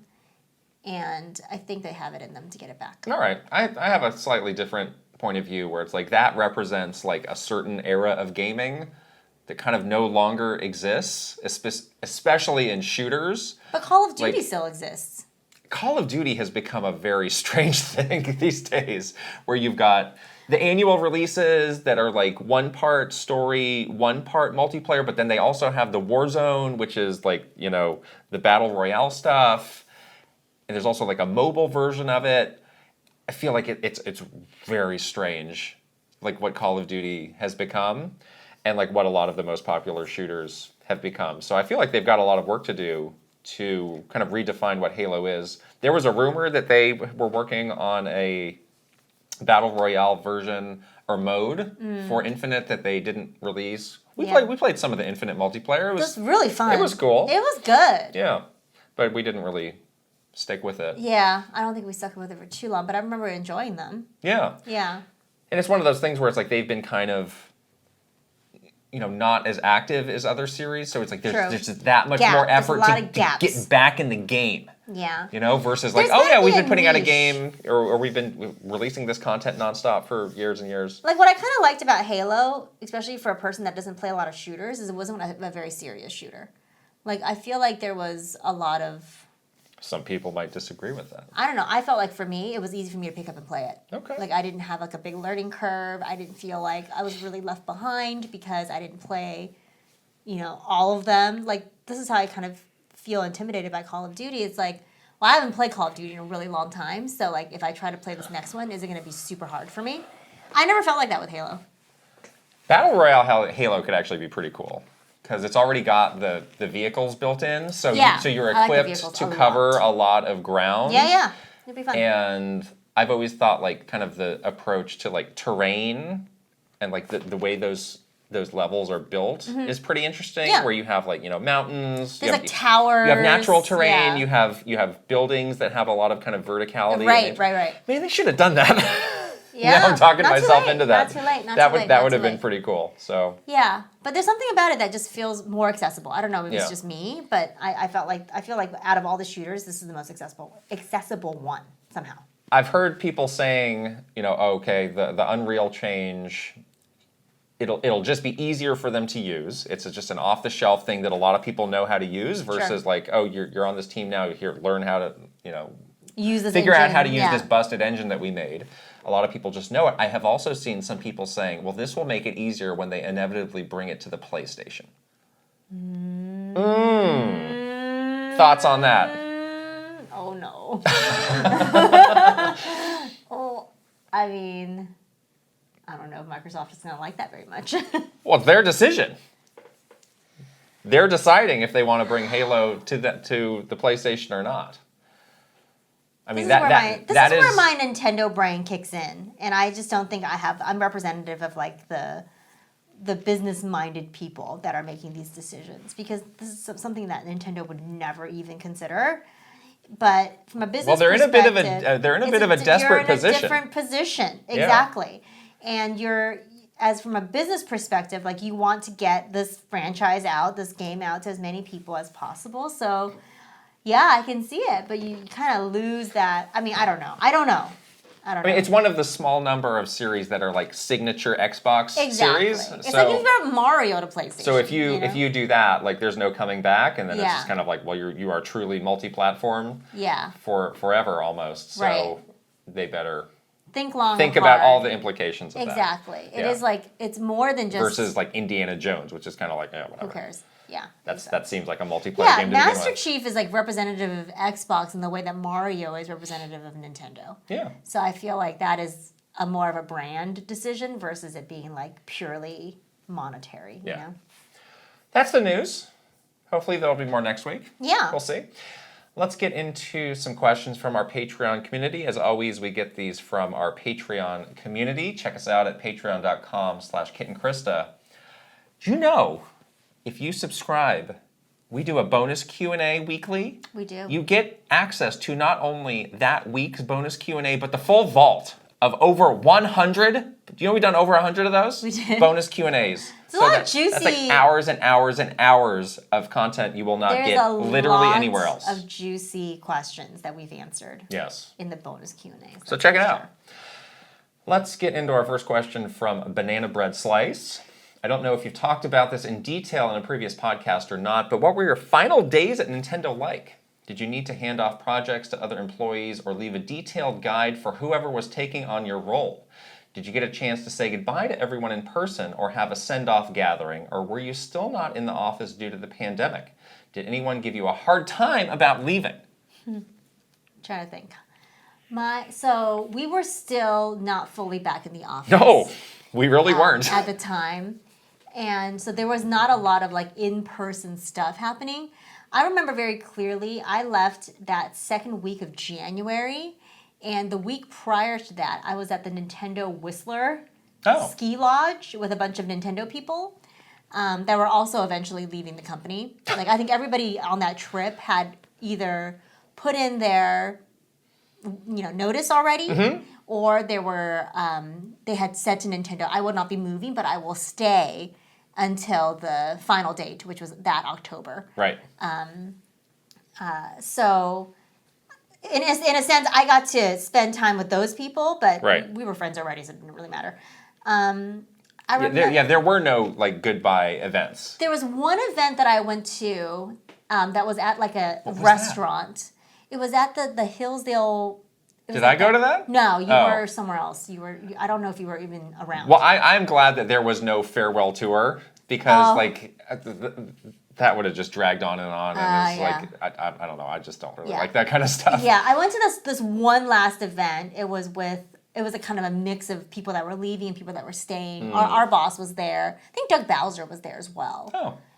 So I got to, say goodbye. Nobody gave me a hard time. Obviously at that point there was no more things to say. Like they had tried. And that's why I didn't want to do those events. Yeah, it was very like, as we were leading up to me telling them that I was not going to be moving to Redmond or continuing on in Redwood City in a remote role, when I like made that decision, like there was lots of like convincing otherwise that went on for weeks and weeks and weeks, and then I just kept saying no, please don't ask me anymore. I'm not going to stay. Like, there was a lot of like, well, if you stay, you can do this. And it's like, no, I don't want to. I don't want to stay. I'm good. So at that point, at the very end, it was sort of like, we've all come to terms with it. I'm leaving, and that's it. So it was fine. Yes, I actually gave a pretty long notice, like over a month notice, even though I didn't have to. Because I wanted to make sure that I could do the handoff. I wrote so many documents over that last couple of months, like process documents, like how to do certain things, and like I felt kind of bad because right before they had made the announcement that they were closing our office, and that some people would have to move. I had just hired somebody, and that person was probably about a month into their job, and I had to tell this person, hey, I'm so sorry, I did not know this when I hired you, but your role is moving to Redmond, Washington. This person ended up moving though, which was great, and I think they're doing great in Redmond. But I was trying to do a lot to make sure that they were going to be okay. Because that's pretty tough, being 1 month into your job and learning that your job was basically being relocated. That's a pretty tough thing to hear. But yeah. Otherwise, there was nobody that took my role, and I think they actually are looking for that person still. Yeah, we saw that pop up on their that was like a job opening. Job site I think recently. A few people did it, and then kind of it didn't work out. Yeah. Like it kind of was like rotating around. Somebody did take your role eventually, but it wasn't right away. But it was like months, years later. Months later. No, it was at least a year later. Yeah, so it wasn't like we met that person or anything like that. So yeah, it was pretty okay, but it did feel, towards the end, it felt like kind of long. Like I was kind of over it. Right. Like I just wanted to leave. Right. Yeah, like there were so many requests for like, tell us how you do this, or write the thing for this. And it's like at some point, like we're out of time, and at some point it's no longer my problem because I no longer work here because you closed the office, so goodbye. It's like I'm doing as much as I can, but we have literally run out of time. You and now left I need a few to go. weeks after me too. You had more Was time. it 1 week or 2 weeks Like after 2 you? weeks, Yeah. I was like, Pretty soon after. I was pretty. They were like, "Can you stay any longer?" I'm like, "Not really." Right. I was kind of like, I don't want to go into this new year continuing to work here. Yeah. Like, I'm kind of done. I Yeah, want to move on with my life. I did everything I could to help them and make that a smooth transition. But Yeah, but again, at some point you got to go. Yeah, So, exactly. Yeah. Baby Chris is next. My question is surrounding the announcement of the remaster of Horizon Zero Dawn. While many public opinions seem like the general audience wasn't asking for this, my question is, what is a game PS4 or older that Sony should remaster? Do you believe we're reverting back to the PS3 era where we were flooded with PS2 remasters, or do you think Sony is just wanting to expand the Horizon franchise further with this release? Thank you. Okay, I didn't even know they were remastering this. What? Did I know? You probably did. Oh. I think that officially came out while we were in Japan, but it was pretty heavily rumored. Before that, yeah, they're doing a PS5 version of this, and if you have the PS4 version, their subsystem where it only costs $10. Oh. You love that game, so maybe you should do this. I'm not going to play it again. Oh. The only reason why I played that game was the story was so good. All right. And now I know the ending, so I don't really care. Okay. The question is what PS4 games or older should Sony remaster? And generally, what is happening with this thing that it seems like very few people wanted? I really do feel like that remaster has become such like an easy way for Just get something on the schedule. to get something out We got a there. game. We got it. We have a game. Here's the game. We have something. It exists. Because it's just buying time. You're Yeah. buying time, right, with these remasters. But people kind of see through it, though, It's like you cannot just have a release calendar with all remasters. Like, that is lame and boring, and nobody wants that. Especially when the remaster is for a game that's not even that old, Right. Like, if it's a remaster for a game that you can't play anymore ever, and it's impossible to get, and you don't have that system anymore, great. I welcome that with an open arm, because... Yeah, maybe I want to play that game that I hadn't played 25 years ago again, Yeah. But I played this game like less than 5 years ago, I think, or whatever it was. Yeah, less than 5. This is when Breath of the Wild came out. It was less than 7 years ago. And I kind of don't feel like playing it again. Knack, though. Where's my Knack Remaster want the pack? Knack. That's a fun name. The Knack Remaster pack. It's fun Knack to say. pack. The Knack pack. Give me that. Oh, all right, Knack. I do think they're trying hard to like elevate this franchise and just like make it big. Right. So they got the Lego version. Astrobot. It's in Astrobot. They got their whole entertainment wing that I'm sure is looking for the best solution for something. Horizon. Yeah, they want the character. Seems like it'll to translate break well out. to if when they finally do a movie or a show or something. Oh, for sure. Seems like it'll be the cool. story and the world is really cool, I think. Yeah. You were on record on the 8-4 podcast saying it was the most incredible One of the incredible stories of all plot time. twists or Yeah. just stories Story and plot twist, for sure. of all time. Yeah. In a game or just in the world of stories? Maybe in the world of stories. Whoa. I really love this story of the first The room game. kind of went silent when you said that. No one liked I don't that. think people knew what to make of that. I don't care. I'll go out. Well, that group's got its own opinions. Like, that group went on a jag about Dynasty Wars, and I just had to bite my looked tongue. at you. Because I've been hearing this whole jag for 20 years. I thought you were going to say something, but you chickened out. Me at 10 o'clock in this tiny room in Japan, I'm not going to change their mind was now. 8 o'clock. I'm not changing their mind now, but whatever. You had a chew high. You should have said something. No. Should have said something. But yeah, they seem to really want to do everything they can to make that big. Yeah. As far as PS, you know what? Do another remaster of Shadow of the Colossus. Do another one of those. Do another Just one. keep doing that. I've liked those. I've enjoyed those. Just keep doing those. What about your precious What? Katamari? That's not a Sony game. They can't do that. Why not? That game doesn't need a. They've done those remasters. Those are out. That's true. Yeah, I can't really think of any PS4 games right now that I think they should remaster. That just feels too. God of War? No. Well, No, I think that game is still perfectly too new. perfectly It's fine. probably fine. Yeah. Yeah, and then PS3 stuff. And Uncharted, they've PS3 done was a that, weird. PS3 was a weird system. Yeah. I think I'm good. Okay. Yeah. Great, I that's think the I'm best. okay. Knack though. Kyle Gamer asks, whenever Splatoon 4 is officially announced, what are you hoping to see in this fourth installment? We are both noted skeptics of Splatoon 3.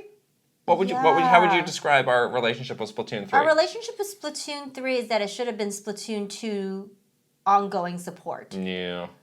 And I hope with Splatoon 4, I don't know. Is there a way that they can just make Splatoon 3 into Splatoon Ultimate? Add in everything from Splatoon. Well, if you're going into a new platform, I feel like you have the doors open. Sorry, yes. You can do it now. Fine. And then make that the ongoing Splatoon for the Switch 2. There you go. That's what you do. So you Splatoon 4 becomes Splatoon Ultimate on Switch 2, and it becomes like the Mario Kart 8 Deluxe. If Splatoon 5 also comes out on Switch 2, I'm going to be getting an extra order of calamari that night. Get my revenge. Oh. Yeah. You're going to eat the inklings? I'm going to eat them. You're going to eat That's what I'm going to do. I'm going to show them by eating them. Taco maki them right there. Okay, so yeah, then that's what I would want. I would want to see like basically a Splatoon Ultimate version where it basically has all of the juicy goodness of 1, 2, and 3 and all the best parts of those games, and then like they would basically just like keep updating that one forever. Well, don't you want to see something new though? Anything new? Because I feel like that's kind of my issue is like this series is too new for them to say, all right, this is what this is and it can't change. Because like from 2 to 3, like they didn't really add, they refined a lot of things, which was great. Yeah. But I want to see them keep trying new stuff. And I definitely would love for them to expand the single player game. I like the single player a lot. I think we've always enjoyed single player, but I feel like there's a lot of potential for them to go bigger with that. I think the lore of Splatoon is pretty interesting, actually. I would love for them to go, and now that the past is apparently the theme of the next game, based on that Splatfest of something. I think that could be a very interesting approach to delve into. You know, how do we get into this bizarro weird place? I do want them to do that, like bring some freshness to it, but like I also do like. I'm very simple when it comes to Splatoon. Like, I actually just like the one mode. I really just like Turf War. And, like, whenever we play Splatoon with other people, and they're like, let's play Rainmaker, let's play Clam Blitz, let's play whatever. I'm like, I kind of don't want to, because I just really like Turf War. And I just like it. It's fun, you know? And I just... What if they came up with 4 variations on Turf War? Okay. 4 riffs on Turf War. Yeah, that's fine. We got the tricolor, which is basically... a version. They had that only during Splatfest, I think. Right. But maybe they can make that I think that would be fun. Like, you want to play Turf War? I'm sure there's a lot of people like you, where those other modes are just too much. I don't like those other modes. Here's these slightly different versions of Turf War that you can choose from. Do a Turf War or that we're going to tell you. Where everybody on your team has a different colored ink, and you have to paint an actual painting together. Do that. Or what if it was like you have to combine it to create the color? It's like this plus this equals this color. Oh yeah, that's cool. So you need that. Or it's like a giant Mona Lisa that's blank canvas, paint by numbers. Paint by numbers with your. That could be really fun. Okay. I like that idea. All right. But yeah, like if there's a variation on Turf War, but that's my thing is that like I'm very simple. Like I like the overworld, I like Turf War, I like the single player. All the other extras I can honestly do without, and I'm sure people are going to be like, you're crazy and I hate you, but that's just me. Like I'm just very, I like keep pushing. I like the simplicity of it. Do not take your foot off the gas. But don't get too don't get too gimmicky with your pushing. Like push on the good stuff, not on the little one-offy things. Yes. We got Cerulean Dragon. Ubisoft specifically is often called out for their open world formula being overly lengthy and bloated with content. However, it's my understanding that Final Fantasy VII Rebirth's open world can be considered lengthy and bloated with content. Take that. And yet, it's many people's goatee. Continue. Do you think the bloated open world criticism at Ubisoft specifically is a valid one? What makes an open world title feel bloated or boring versus packed with content and fun? Do you think the actual criticism is something deeper than the open world concept itself? And how easily do you think someone's opinion of a big game can change if they try to tackle too much of the side stuff? I'd love to hear your thoughts. Thanks. This happened when you were saying like there was people playing Final Fantasy VII trying to be a completionist. Those wonderful people at Nextlander, I think, are maybe just now wrapping up Final Fantasy because they felt compelled for whatever reason. I have to do everything. Yeah. And I think that is where these games can fall off a cliff for people. Yeah. When you get you don't too have to bogged do down that. by You don't this. have to do that. Yeah, yeah. I do think, for me at least, it's like I like obviously open world games in the sense of like exploration and being able to find and discover little things throughout the world. I think that's what makes it fun. I don't like it when there is like forced stuff in the open world Like what? that you have to do for the main story. I don't like that. Like you were complaining about this for Final Fantasy, where like suddenly you had to play Queen's Blood, which was in the beginning of the game set up as Optional optional until it wasn't. And that happens a lot in some of the Ubisoft games as well, where like things seem optional until it isn't, and then all of a sudden this thing that you had ignored as a side quest suddenly becomes part of your main quest, and you're like, I don't know how to do this. Yeah. Or I'm not equipped for this at all. Like I did not get these armor pieces. Like I have no idea. I'm ill-equipped for this because I didn't do the side thing that you never told me was a main thing. You know, so that's the part where it kind of loses me. And then like it, not only does it feel like bloated, but it just feels like it's not connected. Well, I can understand the rationale if you're making a game. Like, oh, we just made this giant open world. We better put some stuff in there so people have something to do. Yeah. And that's how, it gets overdone. It's kind of like, the 3D platformers got rotten with collectathons. It's like, that's kind of what's happened with this. It's like they just threw stuff in there. Yeah. Like, Final Fantasy, like, the majority of that stuff, that side stuff, is not fun to do. And I just stopped doing it. And I had a great time. Yeah. And I didn't get burned out on that game because I made an early decision after trying some of it. I was like, this is not worth my time. I'm not getting anything out of it. It's not enhancing my experience. So I'm just not going to do it. Yeah. And some games kind of make it more or less optional to do that sort of thing. I think as long as it's optional, just don't do it. But yeah, I have seen like the meme, like Ubisoft game map where it's just like cluttered with stuff. all of these Yeah. icons. Yeah. You kind of do wish, like, what is the actual fun thing to do in this world, and let's focus on that. Like, I remember like some of those Far Cry games had a really fun thing where it's just like random like enemy bases. Or remember like in Assassin's Creed, the Borgia Towers. Like those were awesome. Borgia Towers are great. Those were so great. Yeah. All that other stuff just felt like filler. Yeah. Finding the feathers. Like Producer that. Stephanie was obsessed with feathers. She was looking for feathers for like years. It's a waste of time. Don't do it. She liked it. Did she ever finish that game? No. Yeah. So, Yeah. I think it goes both ways. It does. It does go both ways. I'm not a completionist by any means. And I usually do pick out like the one or two side things that's fun to do. But yeah, sometimes the game doesn't really do a good job telling you that, Yeah. And you're just kind of like stuck to figure out what it is that might be worth your time. Right. Zelda too. Or even like Tears of the Kingdom. the what do they call it? The beneath, the underground. What's that called in Zelda now? Forgot. The depths. The depths. Sorry, I need to. I was like, there's nothing here. I hate this. I'm not doing. I'm not doing it. I did it, but you were like, I did quite a bit because like surely there's something interesting here. There just wasn't. So just like I'm gonna stay up here. I'm gonna stay up here. It looked kind of cool. Very prehistoric. It's dark. Very dark. Yes. Yeah. There's exactly. Every game, open world game, does have that. Like they do. I think they have from a development side. They have compelled to do something, to put something. Or somebody's saying, you gotta make this bigger and better. Somebody's bugging them. Yeah, or something's like, oh, it feels empty. Yeah. You just made this last game. How are you gonna go improve on it with this next one? You gotta come up. Exhausted. You gotta do something. Numbers gotta go up. Gartooth asks, I have a really dumb hypothetical question for you based on what you know of how Nintendo operates. Let's say the biggest and greatest creative minds at Nintendo decided tomorrow that they were just done with the Mario series.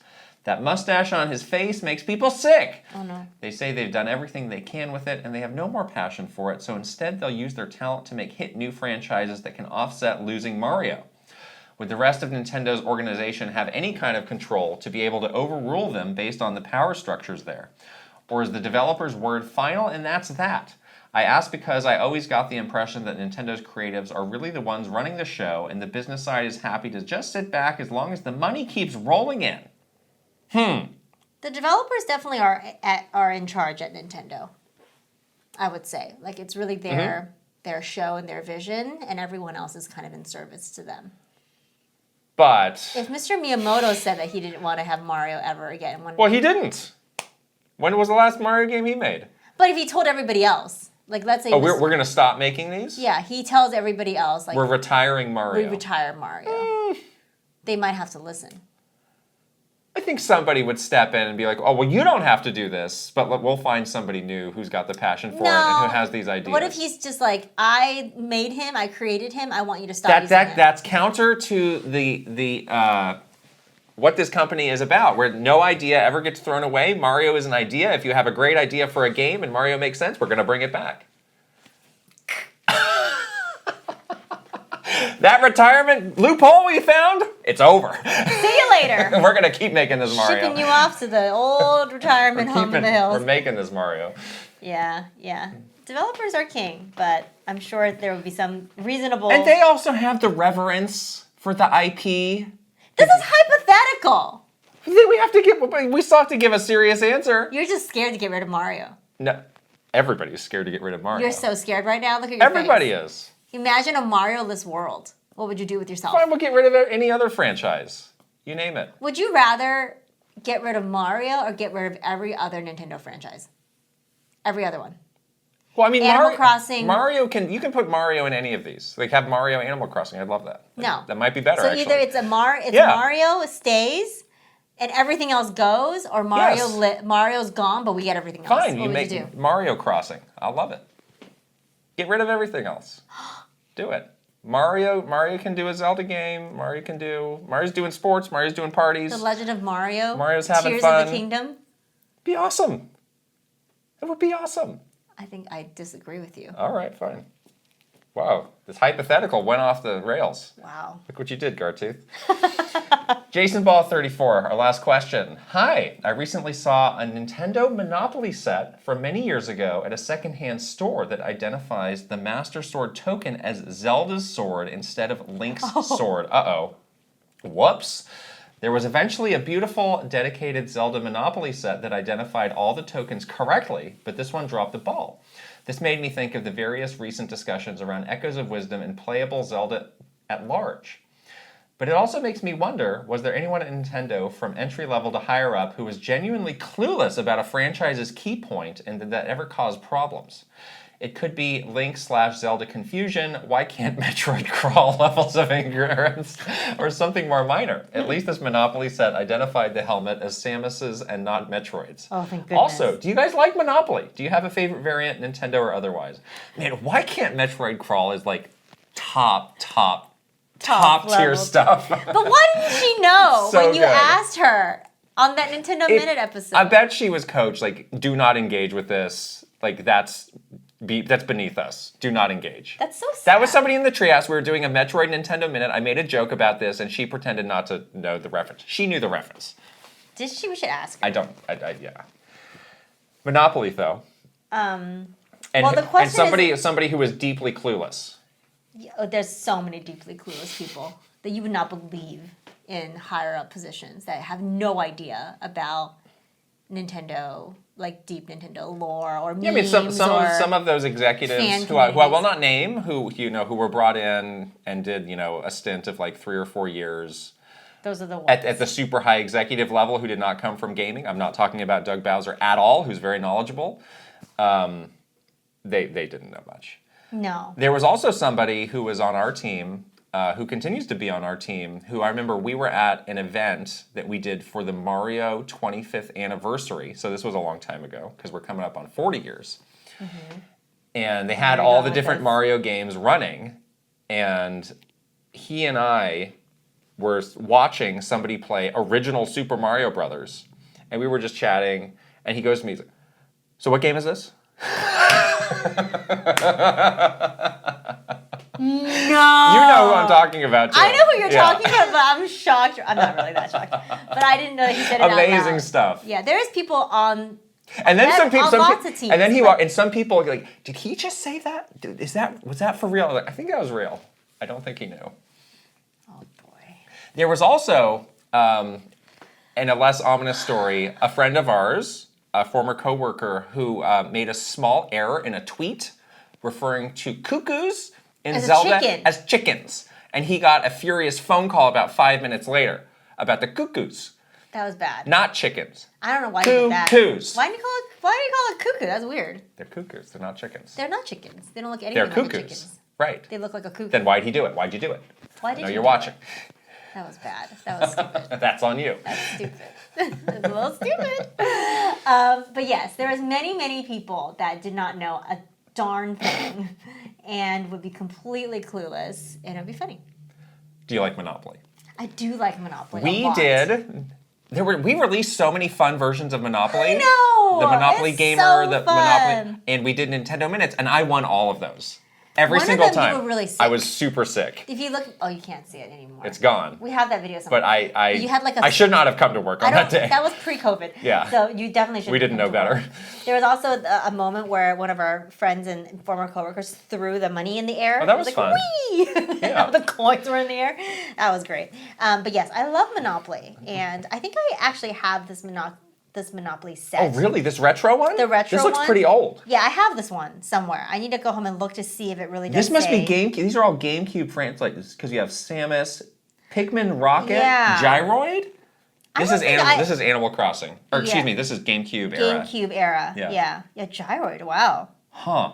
Yeah, I need to go find mine because I definitely. Monopoly's great, but it takes forever to play. Yeah. I have found a new version of it that's like cards. That's kinda it's fun. called Monopoly Deal. You can play it in like 15 minutes. It's Okay. it's very fun. That's a fun I will game. give a shout out to that.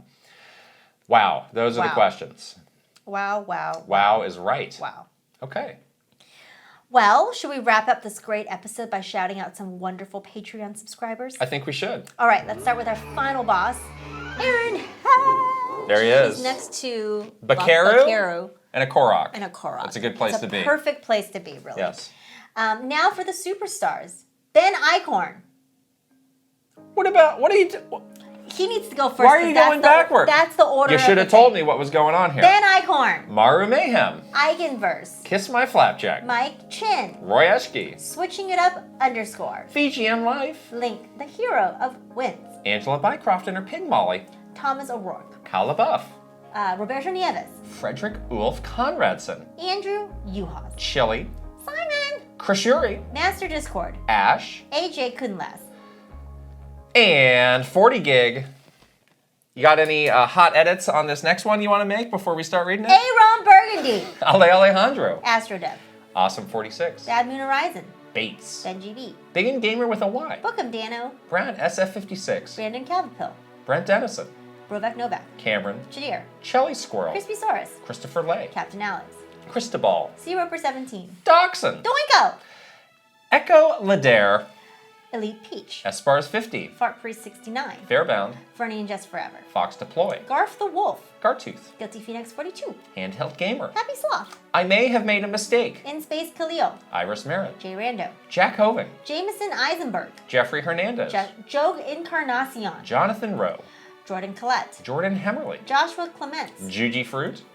Justin Lemminger, Kawa 2796. Keith Kwan, Kevin Delane. Kilo Kibo, Christorati Kid. Christopia Party With Me, Kyle Gamerberry Rookie. Kyle Kretzer, Lazy Cat for Coffee. Lex, Link 9898. Lit, Luigi 53. Lid, Macho Potato. Mad Dog 5981, Magnificent Easy G and Callie Marie. Mario Man 392, Marky Man 64. Maverick Nate, Mecha Dragon 101. Megan, Michael Craven. Mikey, Mr. Ryan 07. Motomania, Mr. Andy Pump. Mr. Beans and Dip, MSM Poke Gamer. My Tran, Nasir. Naya V, Ninja 11. Pangy, Patrice Millette. Paul, Paul Gale Network. Prime Factor, Prince Charmless. Raver, Rain Tech. Random Bystander here, Record Rumble. Ryuju Tsuha Oku, Ryoth 1. Rob, Romsky 113. Rox, Ryanetta. Saul Dominguez, Sharif Jackson. Shinryu, Schmiggles. Slowbro, Simon O. Schnozzle, Spacey Poo. Spicy Munchkin, Steel Citron. Pseudo Priest, Tales of Link. K120 and 64, Teal Fox 64. The Cakers, The Shark Among Men. Thomas Alvarez, Three Rivers. Timmy V, Torcheeks. Totally Joed, Travis Torline. Trick Jowie, Tugs Puppy Bear. Tusku, Tyler Geis. Uncle Jungle, Video Game Stupid. Vigimictor, Vincent Van Butler. Viridian, Virtual Bot. WG Grizzy, Wayu. Wiki Davy, Will Johnson. Doug Roth, Zapati. and Zroid. There was some concern about the status of our One-Up Club meetup / Superstars meetup with the Mario Party, with the revelation about the online play. I'm so mad about that. That really, it was like a scandal that tore through our Discord, because most people didn't know this either. I was really mad. But we're going to soldier on. We'll just do different groups. It's not 20 I kind of like players. somebody's idea of starting our own server and tricking Nintendo. That was... Like if we use a VPN, we can think that we're the only people playing this game. If we all use one VPN, I'm willing to try. VPN, I'm willing to try. With one IP address, could we not do that? Okay. Can we try it? It'll be an hour of troubleshooting. Please look forward to it. Super fun. I'm very, very upset by this. I was really disappointed. How can you be the Mario Kart 8 of Mario parties if you can't even have these people playing online, like you said? Where do the lies stop? What? How many people is it for friends online play then? I think it was 8.